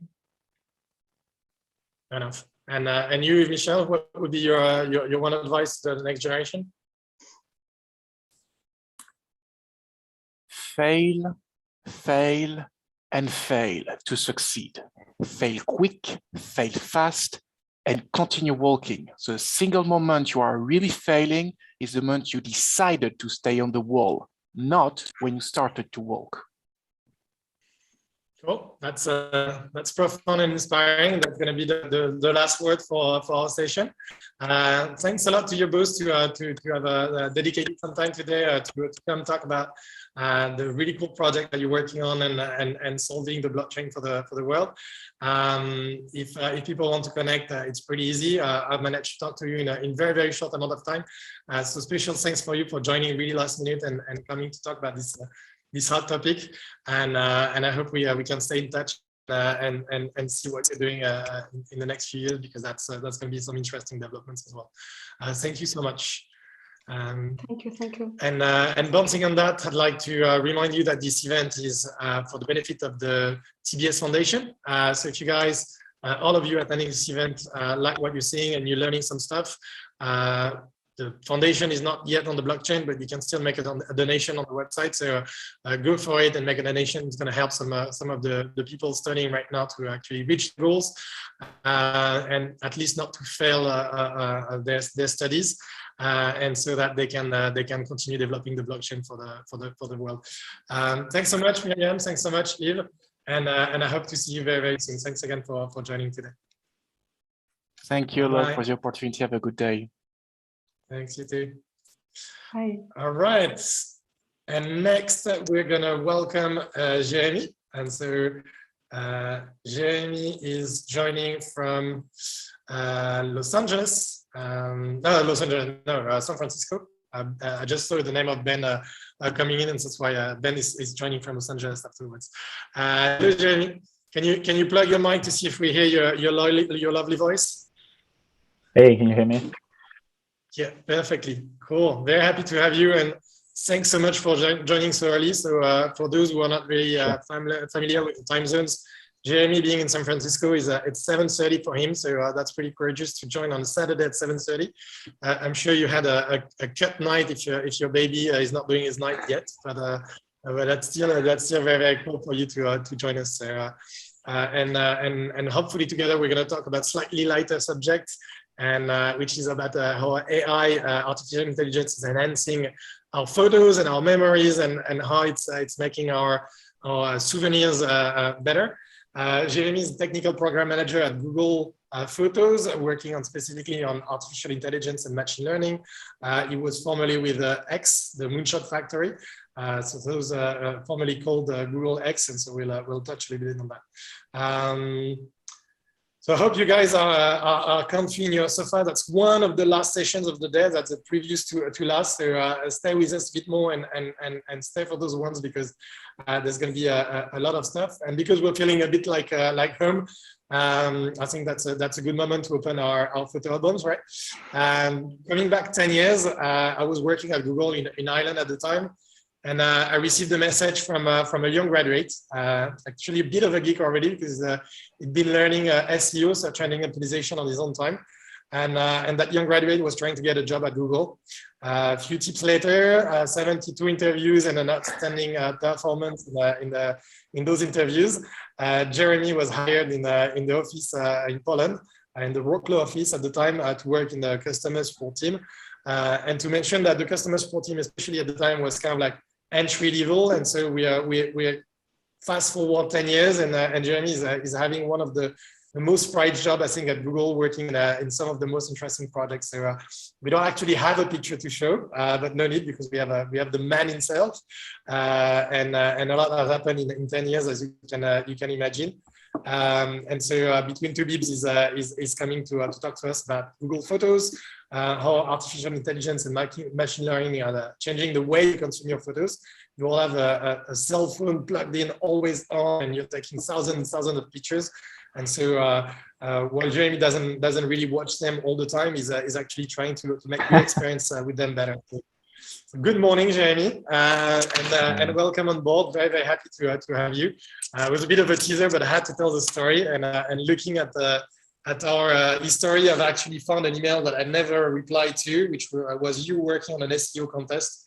And I think I completely missed this one. So apologize 10 years later. Can you maybe give us your own intro and tell us what has happened for the last 10 years since you left school and you joined Google? Sure, I can try to give you a brief overview, staying at high level, not to make it too boring for everyone. But as you mentioned, I joined Google in 2011, right off the doors of my last internship at TBS. And I spent most of my career so far in our Google Ads organization. It's not uncommon for Googlers to change jobs more or less every 2 years, especially in your junior years. So if you do the math, I've been at 10 years at Google, so it's currently my 5th role. And I went through customer support teams to developer relationship to product operation management. So I had several opportunities for me to grow my skills and kind of develop my career towards specific fields I was very interested in. So it's been a pretty exciting journey overall. And most recently, I think you started to touch upon it briefly. In 2020, I joined the X Moonshot Factory, so formerly known as Google X, on a rotation. So the concept of a rotation is a temporary assignment where you're allowed to go work for another team within the Alphabet umbrella, where both X and Google lies. And I helped one of their early projects as a technical program manager. And it was extremely heavy on advanced machine learning concepts. So I got a good exposure on that through that project that lasted around, it was originally 6 months, but lasted a little longer. And that brings me basically to August this year, where I joined Google Photos following this project, staying within the machine learning world, and basically now taking care of all of the photos, ML, and AI as a technical program manager as well. So it'll be a short summary of the journey, but obviously I'll be happy to dig into any topic or expand on something more through our conversation today, or even offline if people are interested to just chat more. Cool, that's awesome.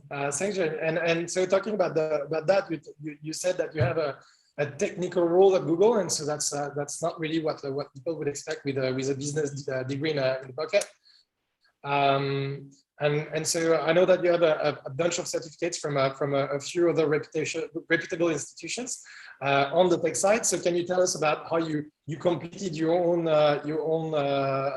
skill set, and how do you go about it? Because it's and especially just before you start, I've been seeing quite a trend in that with the people I've talked to. A bunch of people that attended Le Wagon, for instance, to start with their full stack developer journey.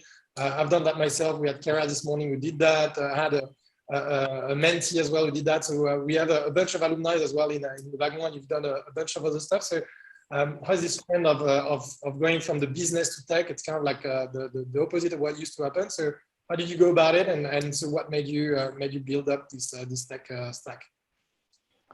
Yeah, I think you highlighted well, right, that more and more people are getting those technical skills, and I think it's just the way technology is kind of like not really absorbing, but being present in a lot of roles today. So understanding those concepts is very useful, and that's exactly what happened to me, right? As I went through my different roles at Google, each of those roles became more and more technical, just because I was really attracted to that field. And this is where you realize, okay, maybe I'm lacking a little bit of skills, and even if I can learn things on my own, having a little bit of a academic background would definitely help strengthen those concepts and make sure that I have the basic understanding of the technology that can then later apply to what I'm doing on a day-to-day basis. So it's kind of like every time I went for some sort of like certification or program online or in person that I throughout the career, that was always related to something I wanted to learn based on my job and obviously personal interest. So I have gone through 4 of those, if I recall correctly. I'm not gonna describe them, but very briefly, there was a basic computer science introduction class from MITx. Really recommend that one because if I'm correct, it is free. And if you're thinking about computer science or software engineering or anything related to software development, computer science introduction is a must to have. And then I dived into more specific topics related to fields that I was very interested in, or that my job kind of like required me to acquire. The iOS nano degree from Udacity is one example of those. So that's a 9-month online training with, a live project and evaluation through advanced, well, not advanced, but very skilled professors that are available to guide you through the courses. And the last one was the professional certificates on the University of Washington in Seattle, part in person, part online. But that was really cool, and that gave me almost entry-level engineering skills into the iOS world that helped me basically do my job better. And I really want to nail the point that those had very positive impacts in my career, because not only are you able to do your job better when you understand the technology and the concept that you're working with, but it also opens so many new doors, so many opportunities that would not have been, accessible for me if I had not this, technical background acquired. And unless you want to become a full-time engineer, you don't really need to go back to school for 5 years and get like a proper master degree in computer science or whatever field you're interested in. So there is a lot of online formations today, up for one to choose which one fits in better. But yeah, I'm really happy to see more and more of those classes becoming available, and more and more people taking them, because I think it's going to be critical for the futures, even for the youngest generation, to have this technical background included in almost every course. if it were up to me, obviously, but I understand that it's not every job maybe needs it, but that's basically how I went through it for myself. Awesome, and that's cool that you said that, because having worked at Google, I know that Google is one of those companies that focus a lot on training their employees and on giving access to a lot of amazing institutions to learning and continuous learning and all that. And but from what you're saying as well, like there's a bunch of like stuff that you did online free, and so you don't actually need to be in a company like Google that gives you access to that. You can actually get access by yourself, and so. Being a continuous learner and having this growth mindset, then you go to that. And that's funny that you mentioned, because I realized that a few speakers today have talked about that, about the importance of being curious and the importance of not stopping their learning journey when they get out of school, and continuing that and continuously evolving. And we're talking about tech and entrepreneurship today. So that's kind of like, and big data and AI. So it makes sense that in the industry that evolves so fast that you need that even more than anywhere else. But all the industries are becoming tech industries anyway. So it's probably more than that. Exactly. One thing on the learning part, and another thing that's big with Google, and you touched quickly on that. You said you were working at the Moonshot factory before you joined Google AI. So you did as you said, Moonshot is part of Google, but can you tell us a bit more about this moonshot mindset at Google? Because I think that's one of the learning that's really important when you work at Google, and it changed the way you look at the world. So maybe you can touch on that and maybe tell us a bit more about the project that you handle there specifically, if you can talk about it, obviously. Sure. So let me start maybe with the concept of moonshot. If I try to put it in a short sentence, there's three core concepts that you'll probably capture through that example, but it's how do we address a huge problem with a crazy solution that is technically not possible to implement today. So within that statement, the three core ideas are the following, and think of it as three circles. And the intersection of those three circles, it's what defines a moonshot. So you have the huge problem that I just mentioned, which affects millions of people around the globe. The second circle is kind of like a radical science fiction sounding solution that may seem impossible today. So you have the problem, you have the solution, and the third circle, it's the breakthrough technology. It's what technology can we make up, because it's all about finding new ways rather than revamping existing ways that we're doing things that could potentially give us hope that the solution is actually achievable. But it's achievable within the next 10 years, meaning that there is a lot of work to happen, but we can already see a glimpse of hope and see that this will be doable. It's just going to take us a lot of time to develop the technology to happen. So that's kind of like the idea behind of a moonshot, and it's incorporated in the culture of the company overall. But Google kind of like created X as a separate entity, because obviously Google being a business, from a stakeholder perspective, this is not necessarily generating a crazy amount of revenues, right? So you have to separate the core business of Google to those ideas, and that's where the Moonshot Factory was born out of. Just to make sure that they could focus on research, they could focus on solving big problems for the world without having the pressure of making money very quickly, because both worlds cannot really be reconciled. So that's why the entities have been separated, but the culture itself is spread out across all companies within Alphabet. The materialization of the think out of the box. Right? You need a different space so that you can actually have those crazy ideas and all that, and then integrate them in the rest of the business. Yeah, and a lot of ideas that X come up with that either don't make it, or maybe like they're not big enough to be a business on their own, actually end up back at Google, on many occasions. So it's never lost time or lost resources. It's always beneficial for the different projects that are being worked in there. So what about the project you worked at there? What was that about? Sure. I think, it's safe for me to talk about the high level, obviously not the details because it's been confidential, but I was part of one of the sustainability projects that was aiming at tackling plastic waste around the globe through the use of technology.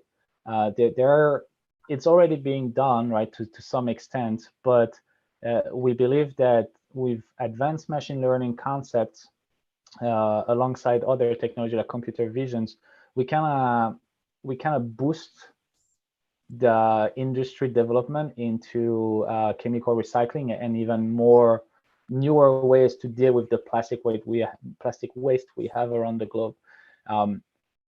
We believe that there is enough plastic on the planet not to produce more, and just being able to fully circulate it so that whatever is being destroyed can be broken down to a molecular level and then regenerated into new plastic or other items that could be useful for people or businesses. Science is working hard on that, but what we believe is that technology could help boost science. And instead of taking 20 years to get to a solution, maybe it's taking us 5 years. So that's kind of like the big idea that I was working on. And this is where obviously getting into details is not possible. But this was really exciting because beyond working at Google, you felt like you had an impact or a potential impact on people's lives or the impact on the environment. And those are themes that I personally care about. So I was really happy to join this project because I felt like my personal life was connected to my professional one from an interest point of view, to the extent that it had not been before, even throughout my 10 years career at Google. That's awesome, and glad to hear that. The kickoff panel we had last night, we had people from large companies, and they all talked about the efforts that their own companies are doing, like to tackle those issues. And we have as well a young entrepreneur this morning, Jim, who's working on turning plastic into a construction material. And so seeing that so many people are working with different angles on that, and the likes of Google with all the brain power and then that is very encouraging. And so we see that when the big one moves, eventually we're gonna manage some of those projects, and we're already late to the party, so that's cool to do that. Now back to a bit of a more trivial topic, maybe, but although I'm pretty sure the work behind it is not necessarily easier. Google is a business, and but you're working on Google Photos, right? And Google Photos is free for everyone who has a Google account, who has a Gmail, for instance. So what's the bigger game we're not seeing there? Like, what would Google invest in such solutions, for instance? Well, I think it comes back to Google's core motto, right? Which is to make the world's information accessible to everyone. And that's true for many products, not only Google Search. When you think about every product that involves a lot of data, like Gmail, YouTube, all of those, it's a huge amount of data that we're trying to organize and make it useful for people. And Photos is just another data point. We have those huge amount of files and photos, videos that users are gathering, and if Google Photos was just a storage product, it will end up in your phone, like thousands of files, and you will probably never look at it. So this is where Google Photos has, stepped in the same way we did for other products and tried to make sense of your data and provide some sort of like convenient way to interact with it and to really be happy with what you have, being able to share it, being able to improve it, and really reminisce on your memories, because that's what photos are, right? You're capturing moments in your life. And if you never look back at your life, it's a bit of a shame because you have it there. It's just, sitting and waiting for you to look back at it. So Photos is kind of like trying to tackle that problem.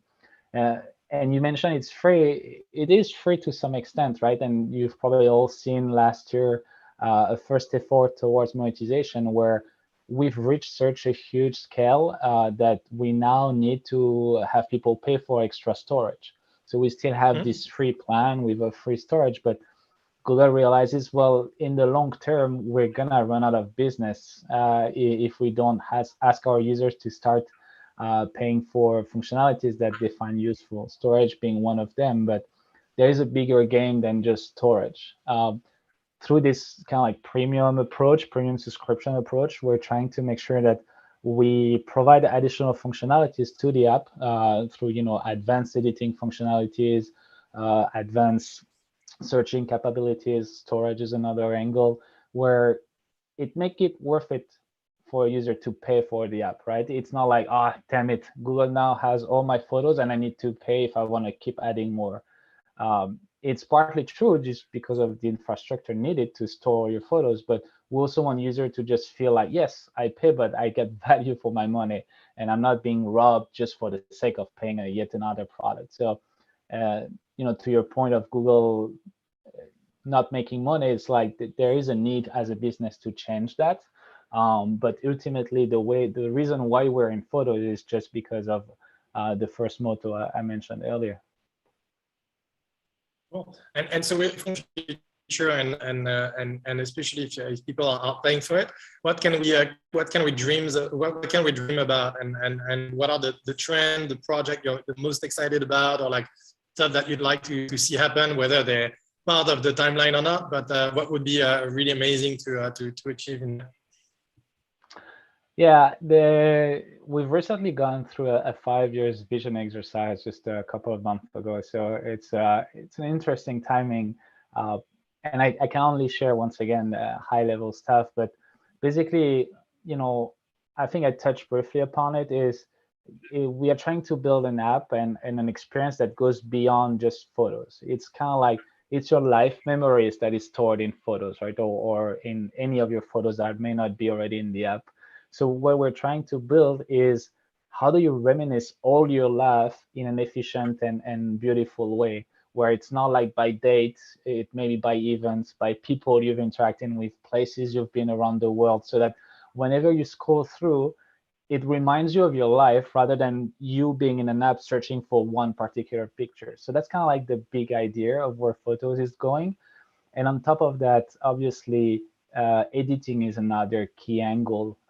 We want to make sure that your pictures truly represents what you see in the real life, and not just, I have this beautiful person, this beautiful scenery, but when I take a picture of it, it's not the same. And we're trying to solve that with machine learning. So editing functionalities through ML is also a big kind of like trend and thing that we're working on.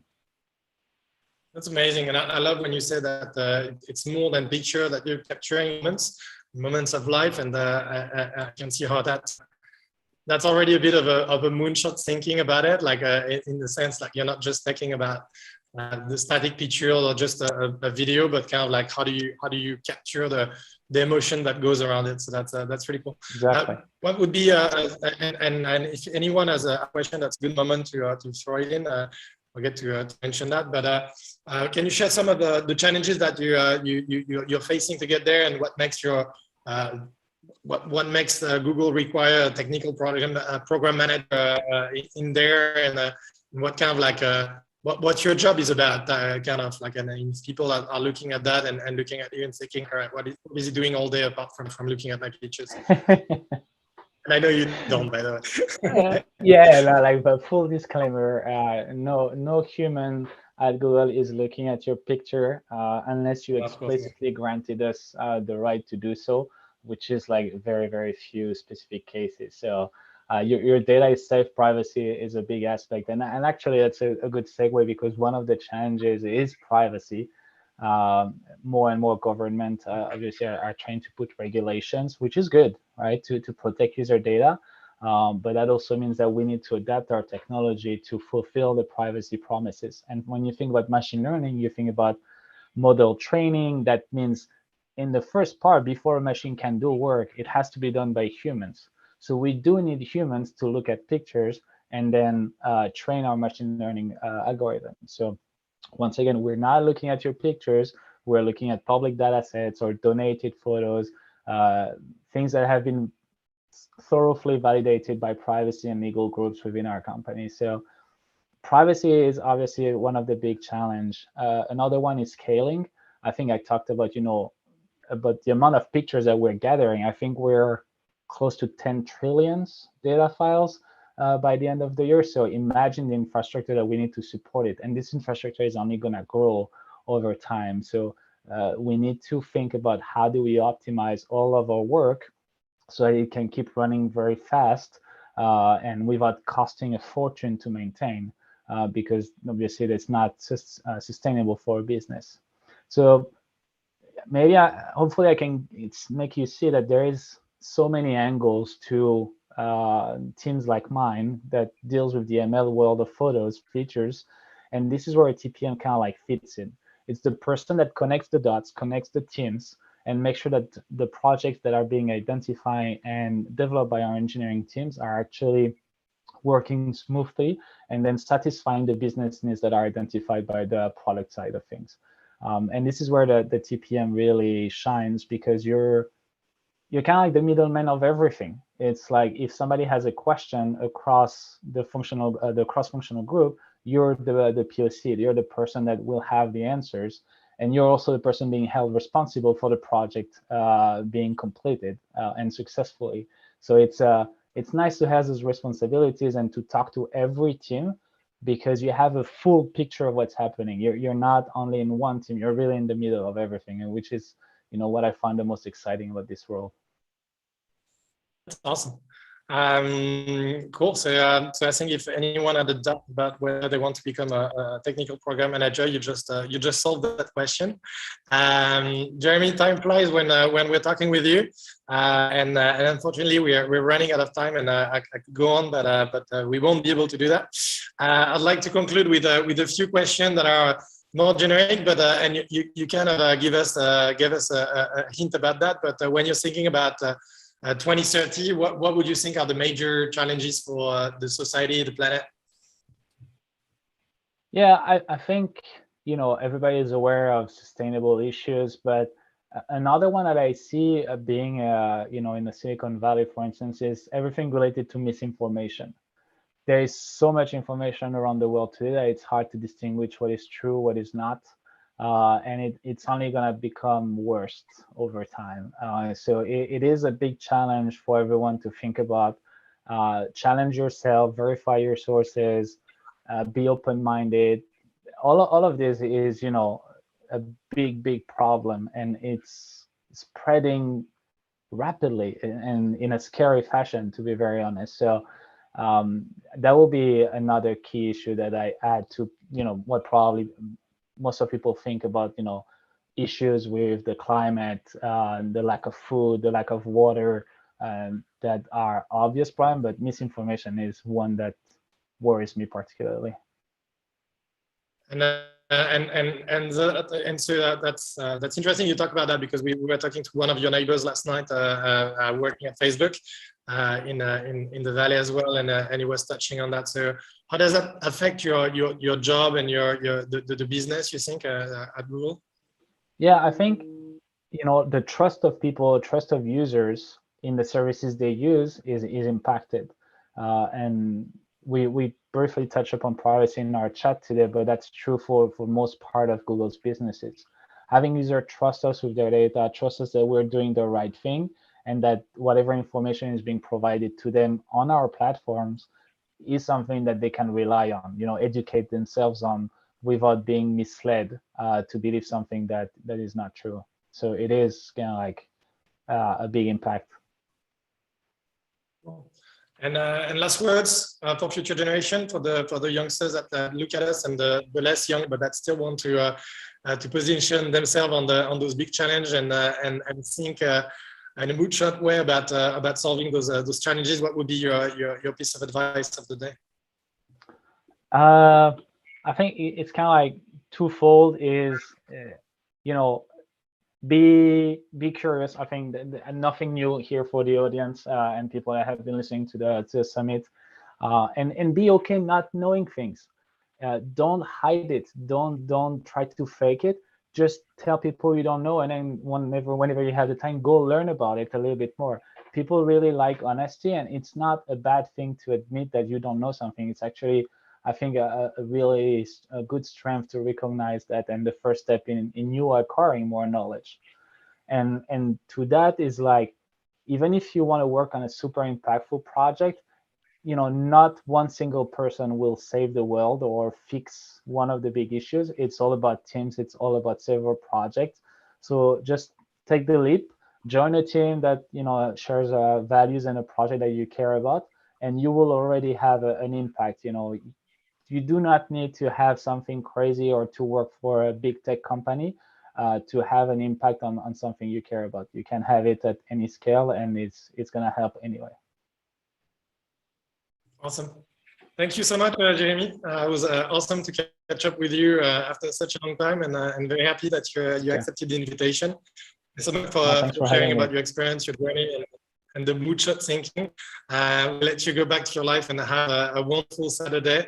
And we'll welcome your neighbor almost driving south a little bit, going to Los Angeles right now. So we're continuing the Global Week on the West Coast. Thanks, Jeremy. Have a good one. Thank you, Julien. Bye. Yes. And so we're welcoming Ben right now. Cool. Ben is here. Hey, Ben, how you doing? You're on mute, Ben, so I'm glad we tried that. Hi everyone. Good morning, good afternoon, good evening to all of you.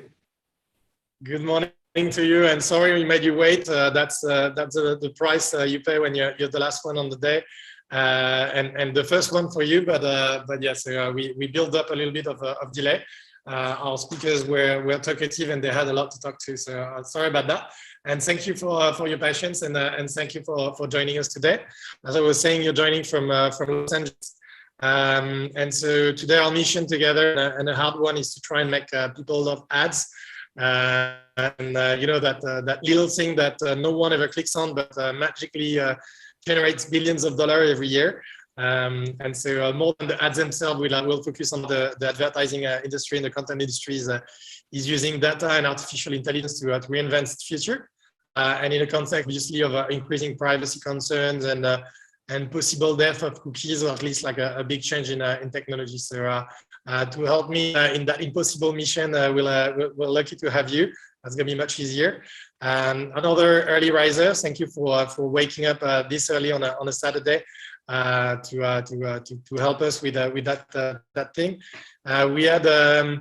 We had Damien earlier that you recommended to me, and he promised to be still there. So you have at least one person watching and hearing what you're saying, and it's probably going to joke about it afterwards. So maybe we can start with that, and you can tell us a little bit more about what happened since you left school and since you were with Daniel at school, and also tell us if we're catching you before your surf session or after your surf session today.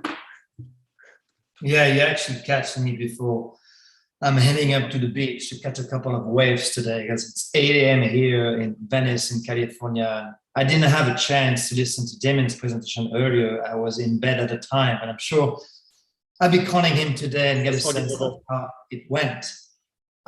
Hey, so thank you for having me here. My name is Ben Plamion. I am here in Venice-based California. The background behind me is not my background. Clearly, those dogs are not going anywhere.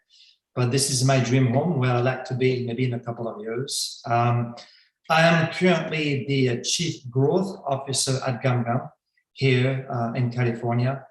I have been in the digital advertising space for more than 10 years. And as you said, Julien, we have a challenge ahead of her today, how to make sure that people love ads and understand what we're trying to do online. And I'm happy to take on this challenge with you and the audience today. So I joined this programmatic advertising world about 10 years ago, and we'll talk more about programmatic and what it means later today. Before moving to digital advertising, I work in finance, I work in payment services in the US, in Canada, and also in Europe. After Toulouse Business School, which now feels like a very distant memory, where I met Damien and also my wife, we relocated to London to work for a company called Schlumberger at the time in the payment services division. I have never worked in France in my entire life. I've always worked outside of France, but I did study at Toulouse Business School. So when I was in London, I started as a marketing intern and moved my way up to marketing manager, business development manager. I was touring the UK and Scotland to sell point of sale terminals and smart cards for banking services and all of that. And that was a lot of fun at the time. But after a little while, I thought it was a good thing to expand something else. And I moved to Montreal and I studied at McGill University, where I earned my MBA at the time. After that, I thought Canada was all cold. No one told me a winter in Canada would be that cold. And, we moved to the US. We joined a company called GE Capital, General Electric, which is a very large conglomerate here in the US, and had a variety of roles in financial services, sales, marketing, and even media relations. So that was a lot of fun. GE at the time was booming. And Damon actually allowed me to join GE because at the time it was also at GE. So we were, in the same company for a couple of years. At that point, it was the beginning of what we call, the revolution of search engine marketing, search engine optimization, retargeting, and things of that nature. And I really fell in love with it. I was so obsessed with this that I started taking lessons at night at NYU to learn about, all those disciplines by myself.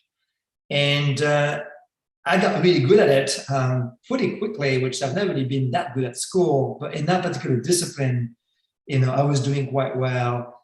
And I asked G to give me a bigger role to build a digital marketing practice globally, which I did actually for 2 years. And then I got burnt out. It was an enormous amount of work. But at the time, a vendor came to us and pitched to me what at the time was called, and still called, retargeting. How can you understand the consumer intent online, and how can you use it consumer intent and use it to target this user with the right ad at the right time? A good example of that is any of you probably had the experience of going to a website, trying to buy a pair of shoes or something else, and you go to the website, let's say zappos.com, and you're not buying that pair of shoes, and all of a sudden you have this Zappos ad following you, the exact pair of shoes and a discount. So I was part of that. I was very much part of that in the early days of retargeting. And I fell in love with what the vendor was doing.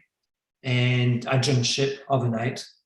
I asked the vendor at the time, do you have a job for me? And he said, Ben, you work for one of the largest companies in the world, managing hundreds of millions of dollars. What would you want to join a startup? I said, I just want to.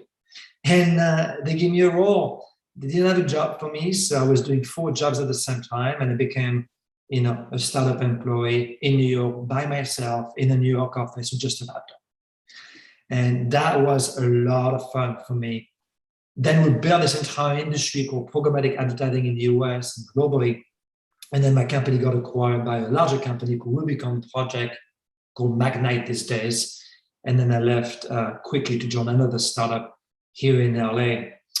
So I'm now in LA. To be precise, I'm about half a mile away from the beach.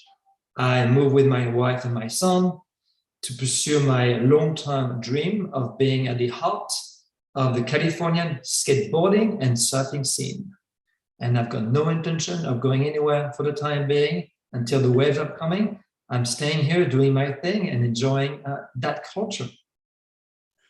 That's awesome, Ben, and you touched on something that's interesting. So there's not a week that goes by without me talking to whether it's an alumni or not, but at least someone who's been bored out of his job and especially the corporate job, and so a lot of them hesitate to take the leap of faith to do something either that has more purpose, so that's just more exciting for them.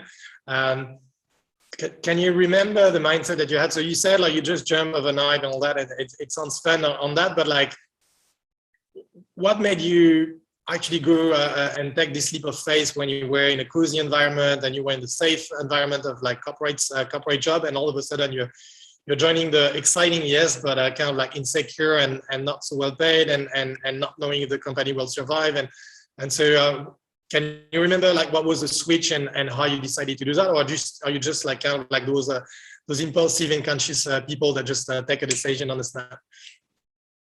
Yeah, and I don't think there's a right or wrong path, right? If you look at year 2000, when the startup thing started to come up, and actually we graduated from Toulouse Business School in 2000, it was a dream for anyone at this school to go and join a startup. And then 3 years later, everyone said, no, it's B2B, B2C, back to banking, back to consulting, right? So there are different trends. Right now, the trend is probably to work for a startup. But essentially, I don't think there's a right or wrong path. When I finished Toulouse Business School, I mean, many of us wanted to work for those large companies because this way you can learn the more in terms of framework and scaling a company and also getting, education and training. So, but, when I worked for Schlumberger or GE at the time, I've always worked on the part of this company that are fast moving. So I always worked for the startups with those very large groups. At Schlumberger, I was in an office of 2 employees in London. And when I left, we had 40 employees. At GE, I built this digital media best practice from scratch. So you can be in a very large group and being entrepreneurial as opposed to entrepreneurial and still being able to use those startup skills in any type of company that you are. But for me, it was a natural extension to extend this and join a proper startup, be employee. I think I was employee number 2 in the US and build up from scratch. But I can tell you, it's terrifying when you go to an office in New York and you look on the left and there's no one, and you look on the right and there's no one, and all you have is a laptop, no training and nothing. And you have to figure out a way to bring revenue, be successful. And that was terrifying for a few months. The irony is, 10 years later, after I've done this twice now, the bigger value I have from my previous history is the value of working for those very large groups. I can take a company, and now we have 400 employees at GumGum, and my team only is 150 people. I can use all the frameworks I've used, this MBA education, the corporate training. I can use all of that right now. It's incredibly valuable to us, and it's been one it was to me during this early stage in the startup. It is very hard to find, it's almost impossible to find people who can do the startup thing and scale all the way to the IPO. It's very unusual. It's one or the other. So in the early stage of those companies, you hire the hustlers. You hire those people who are merciless. No frameworks, no training. They're going to go and get it done no matter what. You can't really do that when you have a company of like 5,000 employees. You hire the exact opposite. It's very unusual. But I think for many of you in the audience today, I would try both of them. It's fun. Corporate is fun. Startup is fun. Those two things are very complementary to one another. Thanks, Ben. And yeah, you're totally right. And don't get me wrong, I'm not saying like this is wrong to work in a corporate job. Saying that I've talked to a lot of friends of mine who are actually bored doing it and thinking about what to do next. And since you've done that, I think you're the right person to ask. And just for the story, I've had the exact same sensation. I was employee number 1 in a startup and kind of like, oh my God, what's going to happen? And you kind of have to relearn your job. But I love what you're saying about it and the way you put it in a very optimistic way, which is kind of like you already knew what the future looks like for the organization, and so you're kind of like able to put the processes in place and help it scale. And I think that's a good way to look at it. And for the people who are scared, kind of think like, all right, you're not just going to learn how to walk again, but you're also going to teach other people to walk your way. So that's kind of a cool one. All right, so back now to our topic of interest. We're talking about ads, and all of a sudden everyone hates us again. So before they start throwing tomatoes at their screen, can you tell us about GumGum and what it does, and so that we have a bit of context to talk about this topic? Yeah, look, we could probably talk another couple of hours about advertising and what it does and what it doesn't. But I think the intention of advertising originally was to support great editorial content or entertainment, as you can see on TV, or support any sort of like online utility. So for example, using those Facebook ads because they allow Facebook to book this platform and to do all those great things that they do, even though they have seen some challenges lately. So there's a utility in having online advertising in some shape or form. The challenge is online advertising changed so much in the last couple of years that it has become a nuisance for probably many of you, including myself. In the early days of advertising and online, maybe 16 or 20 years ago, the way you would buy it as a marketer is to go to a publisher, let's say CNN.com or maybe Le Monde in France, and have a direct conversation and really buy placement across the website. this got completely disrupted in the last 12 years where, those publishers started to make their ad inventory available programmatically. What it means is there's no longer a media buyer sending a fax to, a media seller. It's all automated through machine learnings and AI, dynamic creative and all that good stuff. What happens along the way is the promise that I delivered to G at the time was, instead of buying, website placements, we're going to start to be buying audiences. So at the time at G, I was looking to target CFOs, chief financial officers.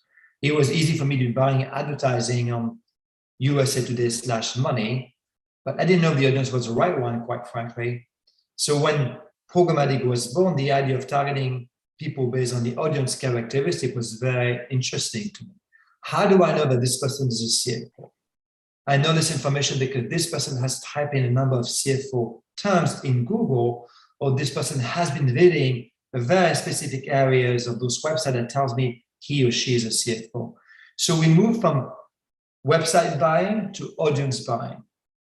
And what happened here is you have to connect those different pieces together. We have to know that this CFO is a CFO we try to target. We have to know that Julian is Julian. We don't really care Julian is called Julian, but we do care that Julian is number ID 1, 2, 3, 4.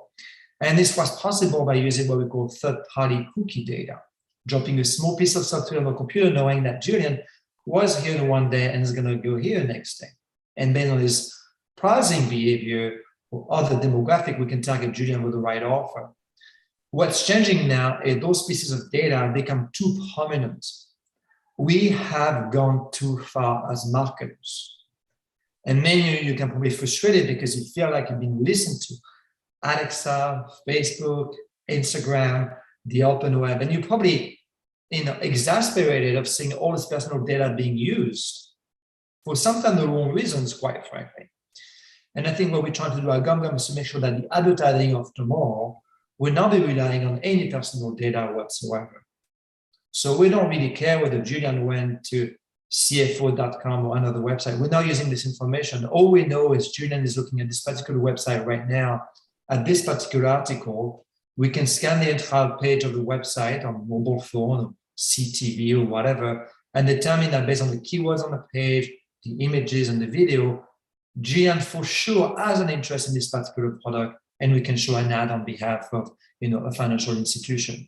So we really are on a mission to remove personal data from the mix and not being targeted anymore based on data that in most cases you don't want to share and don't want to be used. That's what we do at GumGum, and we use it using artificial intelligence and computer vision to understand the full context of any web page on desktop, mobile, and also CTV screens. Cool. So I see the gauge and people started to hate you a little less already. So we're on the right track to get people to reconcile with advertising. So from what I understand, you guys are kind of like best in class in understanding the web content. I'm guessing you don't have an army of people reading the web and taking notes. So how do you actually analyze this data? I was going to say collect, but since you're not using cookie, it's more analyzing the data on the web and turning it into something smart at scale that you can actually leverage. How does it work without getting necessarily over technical, but kind of like understanding the mechanism of it? Yeah, it's a wonderful question. We do not have an army of people, but we do have an army of computers, to say the least, all over the world. We process about 500 million web pages every month. So we have machines looking at any website in the US, in Europe, in Japan. And what we're trying to find on the page is we're trying to find those keywords on the page. And keywords may come from the URL of a page. They may come from the headline of an article. They may come in terms of meta tags. I don't want to get too technical here, but there's a lot of signals on the web page. In addition to this, we have those machines being trained up to use computer vision or image recognition. Those two things are very similar to understand video content. So we have machine who can look at a video, let's say a 90-second video spot on Forbes.com and understand that at that point during the video was talking about X, Y, and Z by looking at every single pixel for every single frame. This takes an enormous amount of processing power to go and do this Facebook or YouTube cannot do that at scale. It is so expensive. It requires so much processing power. We can do it for a limited number of publishers in the US, but on scale is nothing like a Facebook and Google, of course. And that's what we do every day. We train a machine to recognize a car. How do you recognize a car in a video? Well, you look at the logo of the car, if it's available to you. You look at the tires. The tires tell you everything about the car. And if you train, we have a database where we can feed 100,000 types of tires and recognize this car as a BMW 3 as opposed to a Toyota Yaris, for example. Celebrities, we're training machines to detect, Justin Bieber and other celebrities looking at the face. Landmark, we can of course pick up the Eiffel Tower or the Brooklyn Bridge or the London Bridge. And this is what we do. We're feeding the machines using unsupervised learning to understand those objects across all sorts of content. And that's what we do at GumGum. I'm not doing, right? It requires too much intelligence. We have a lot of PhDs who are doing this all day and training machines to do that precisely. That's awesome. And I like the fact that we were talking about behemoth at the beginning, like the G's and the likes, and how they've been disrupted by companies. And now you're talking about how companies like Google and Facebook for 15, 20 years are being disrupted by the new kids on the blocks. Not so much a baby anymore, because I understand GumGum is not the early stage startup of the corner, but still definitely not as big and as ancient of those tech companies. So that's cool to see like the wheel spinning. And so you have a business degree in the pocket too, actually, because you said you did an MBA after that. So I'm guessing you're likely the one developing the technology you just talked about. What does it mean to be the boss of growth in a company like that? What's your job consist of?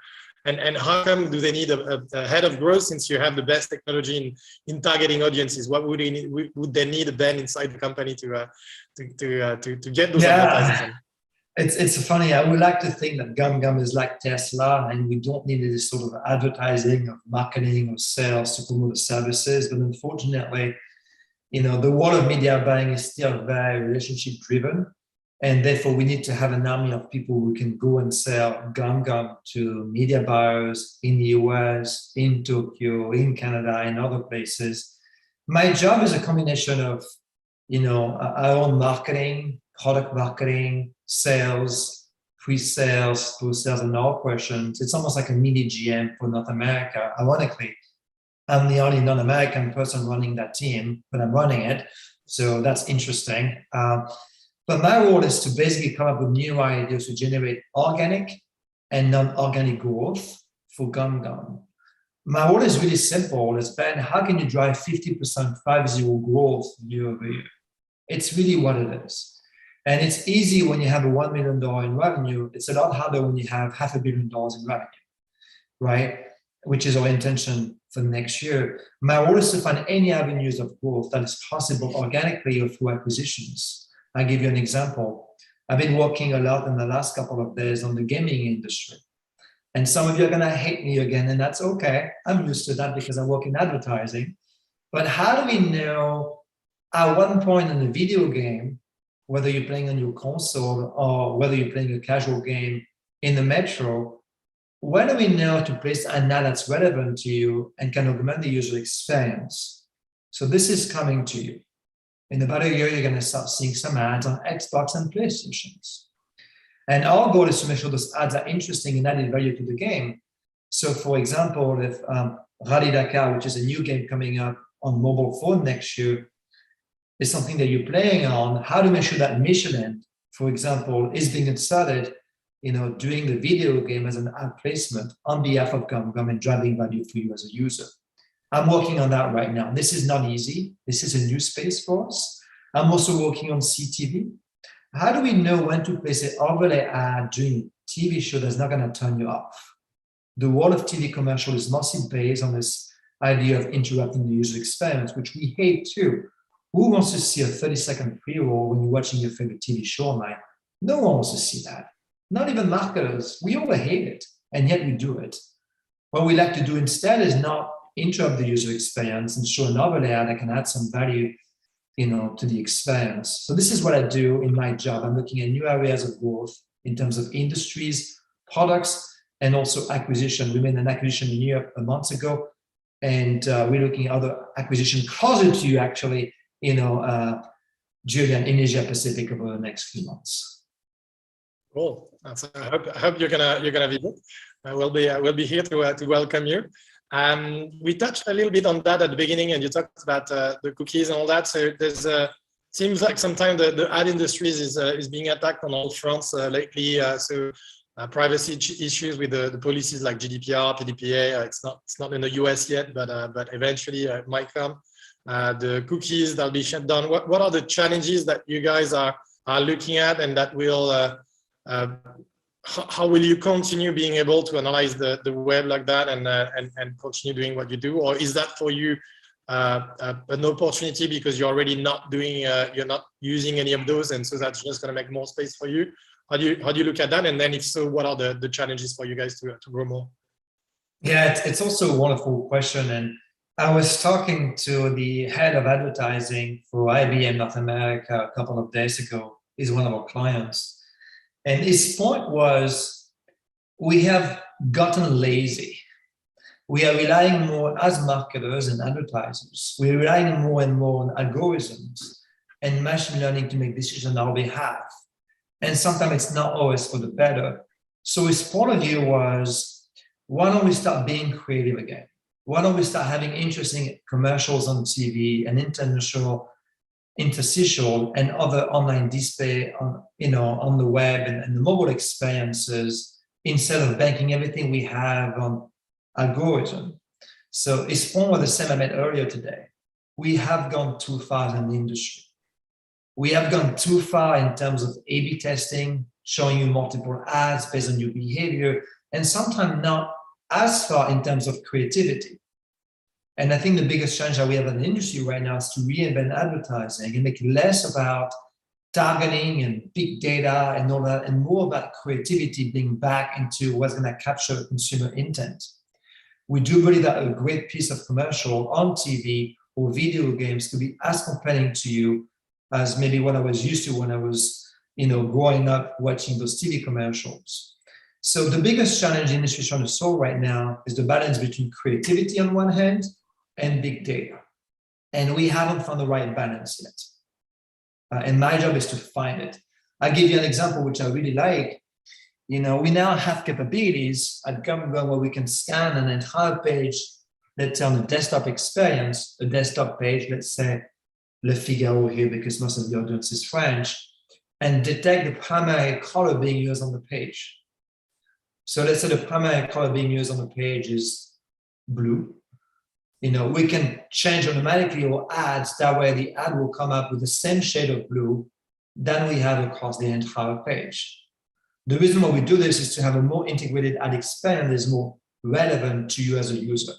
This is done through technology, but the example I just gave you is a combination of ad creativity, and at the same time using machine learning to do that at scale. I think we can achieve both, but we have to solve for that in the next couple of years. I think advertisers have learned that from you, and we have heard that from many users globally. You are sick and tired of seeing your personal data being used for targeting purposes. And I think I have a bit of a product clarification on that. I have a bit of a product clarification on that, and it's based on my own experience. Right? I used to do product marketing for YouTube about 6-7 years ago now. And the trend at the time was to say, like, all right, we're going to make ads skippable, exactly following the trend that you're saying, so that users will only watch them if they're really cool. And my job was actually to convince the industry that they had to be creative and they had to do amazing content, and so that would be the way forward, right? And now we actually said 6-7 years. It's probably 8 years, maybe because I'm in Asia as well now. But I'm seeing ads that you can't skip, and more ads because you have to monetize. And probably because at the end of the day, that's what sells, right? So how do you make the balance between kind of like forcing the industry to go creative and stop being lazy and just going for like easy and well, just going to put dollars in ads that sell and yeah, creativity should be better, but it's kind of like, it's a lot of work and I have to create a lot of content, and some of them are just not qualified for that. So how do you balance the two, and how do how do you make the case for like more creative and more entertaining advertising versus easy and stuff that sell right away, where marketers are not always keen on getting their hands dirty? Yeah, I think it's a matter of education. Marketers are addicted on Facebook ads, addicted on pre-roll ads on YouTube, because historically those things have worked for them. And they have become lazy in some shape or form. But I think great marketers, progressive marketers understand the ad experience is a representation of how users are experiencing, the personal brand. So going back to IBM example, IBM, their goal is to make the world better in some shape or form. And they do not believe that intrusive advertising or advertising that users don't want to see is right advertising. They are the type of progressive client that are going to refuse to be showing those pre-order ad commercials because they believe they're going to hurt the relationship they have with the brand and the users. But not all marketers are like this. It's easier to have a conversation like this with a CMO who's going to care about the brand and personal communication and brand building that maybe a direct response marketers working for the dollar shift, where only goal is to drive revenue overnight. So this is kind of the balance where it's going to be. But we are on a mission of saying you can do both. You can be creative and you can use tech at the same time, drive results, and not deteriorate the user experience that you provide to the user online. And that's what we're trying to solve for. Awesome. And that makes the future of advertising quite exciting, I think, and for everyone to think that content moving forward and ads in particular are going to be more exciting to watch.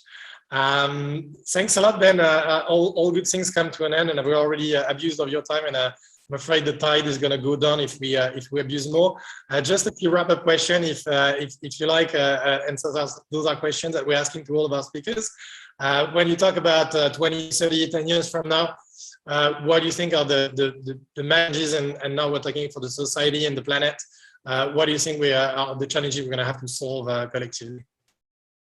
Yeah, there are no shortages of challenges here in the US and globally for the years to come. But one of them that is something very relevant to me in my work is the impact that advertising is having on quality journalism. And, when we look at platforms like a Facebook, for example, I think a question I'm going to have, and not give my personal opinion here, do we think that Facebook is good for the world or not? Do we think that Facebook has made us smarter, more connected, more intelligent? And there's an argument to be made right now in the US specifically that no, not really. The argument is being made is Facebook is replacing in many ways another social media platform, quality journalism. And it's just a matter of grabbing a couple of people on my team and asking them, where do you get your news from? TikTok. Okay, how credible is that piece of news? Not sure, but it's fun, entertaining, and that's the type of content I want to consume. So my concern here is, if we start relying on this platform for information, what is telling that the information has been validated, has been really researched by a proper journalist? And I've got some very significant concern that right now, a lot of things that we're reading online have not been validated, researched properly, and we're making decisions based on very superficial information. So again, to the go back of advertising here, our goal is to empower those very large publishers, New York Times, Washington Post, Wall Street Journal, left and right, to really provide that sort of clarity around what's really happening right now and provide a very strong point of view based on stats and evidence. My concern is the social media platforms are not going to that direction right now. And I think this is very harmful for so many reasons. There's a third of the US citizens who believe that COVID-19 vaccines is a plot to put a chip into your body. That's completely insane. Unfortunately, that's happening in France as well, and in every part of the world. But yeah, and so bouncing on that, how do you think that that impacts your business and your job in particular? So this fake news trend and the impact of ads on journalism, and maybe how can ads serve journalism instead of taking it down?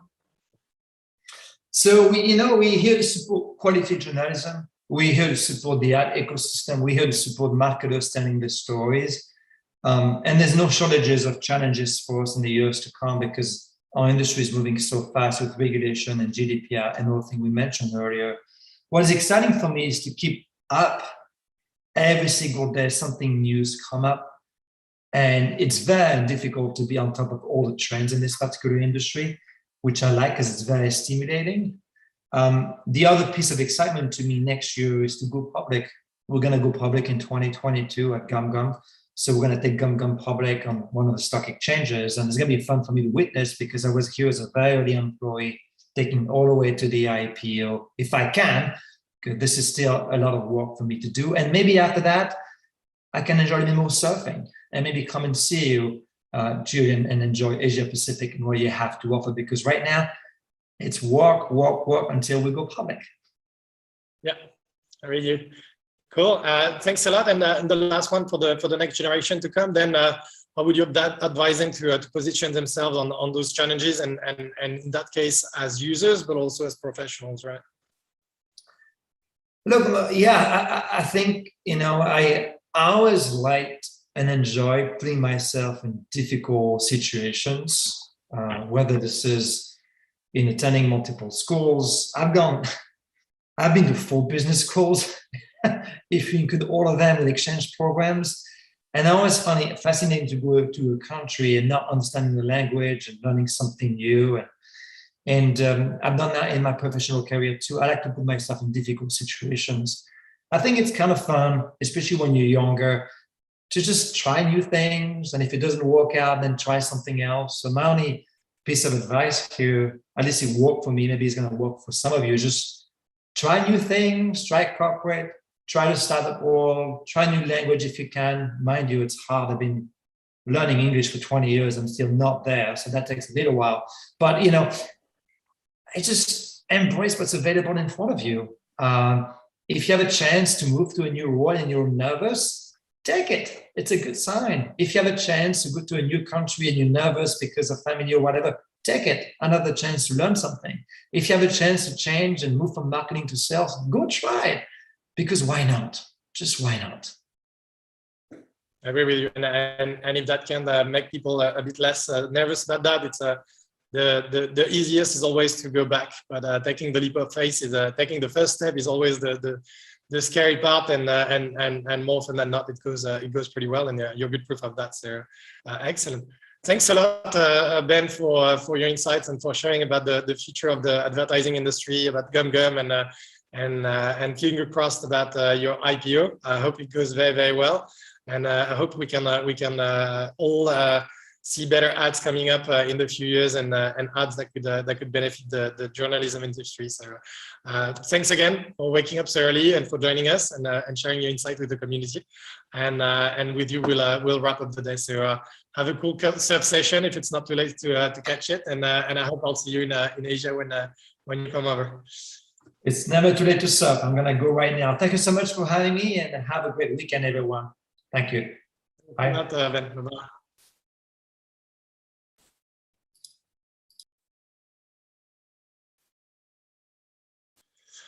All right, and so that concludes our session of the day on big data and AI with quite some enthusiasm and with a topic that we thought would be polemical, but still going in the right direction, and thanks to some of our alumni.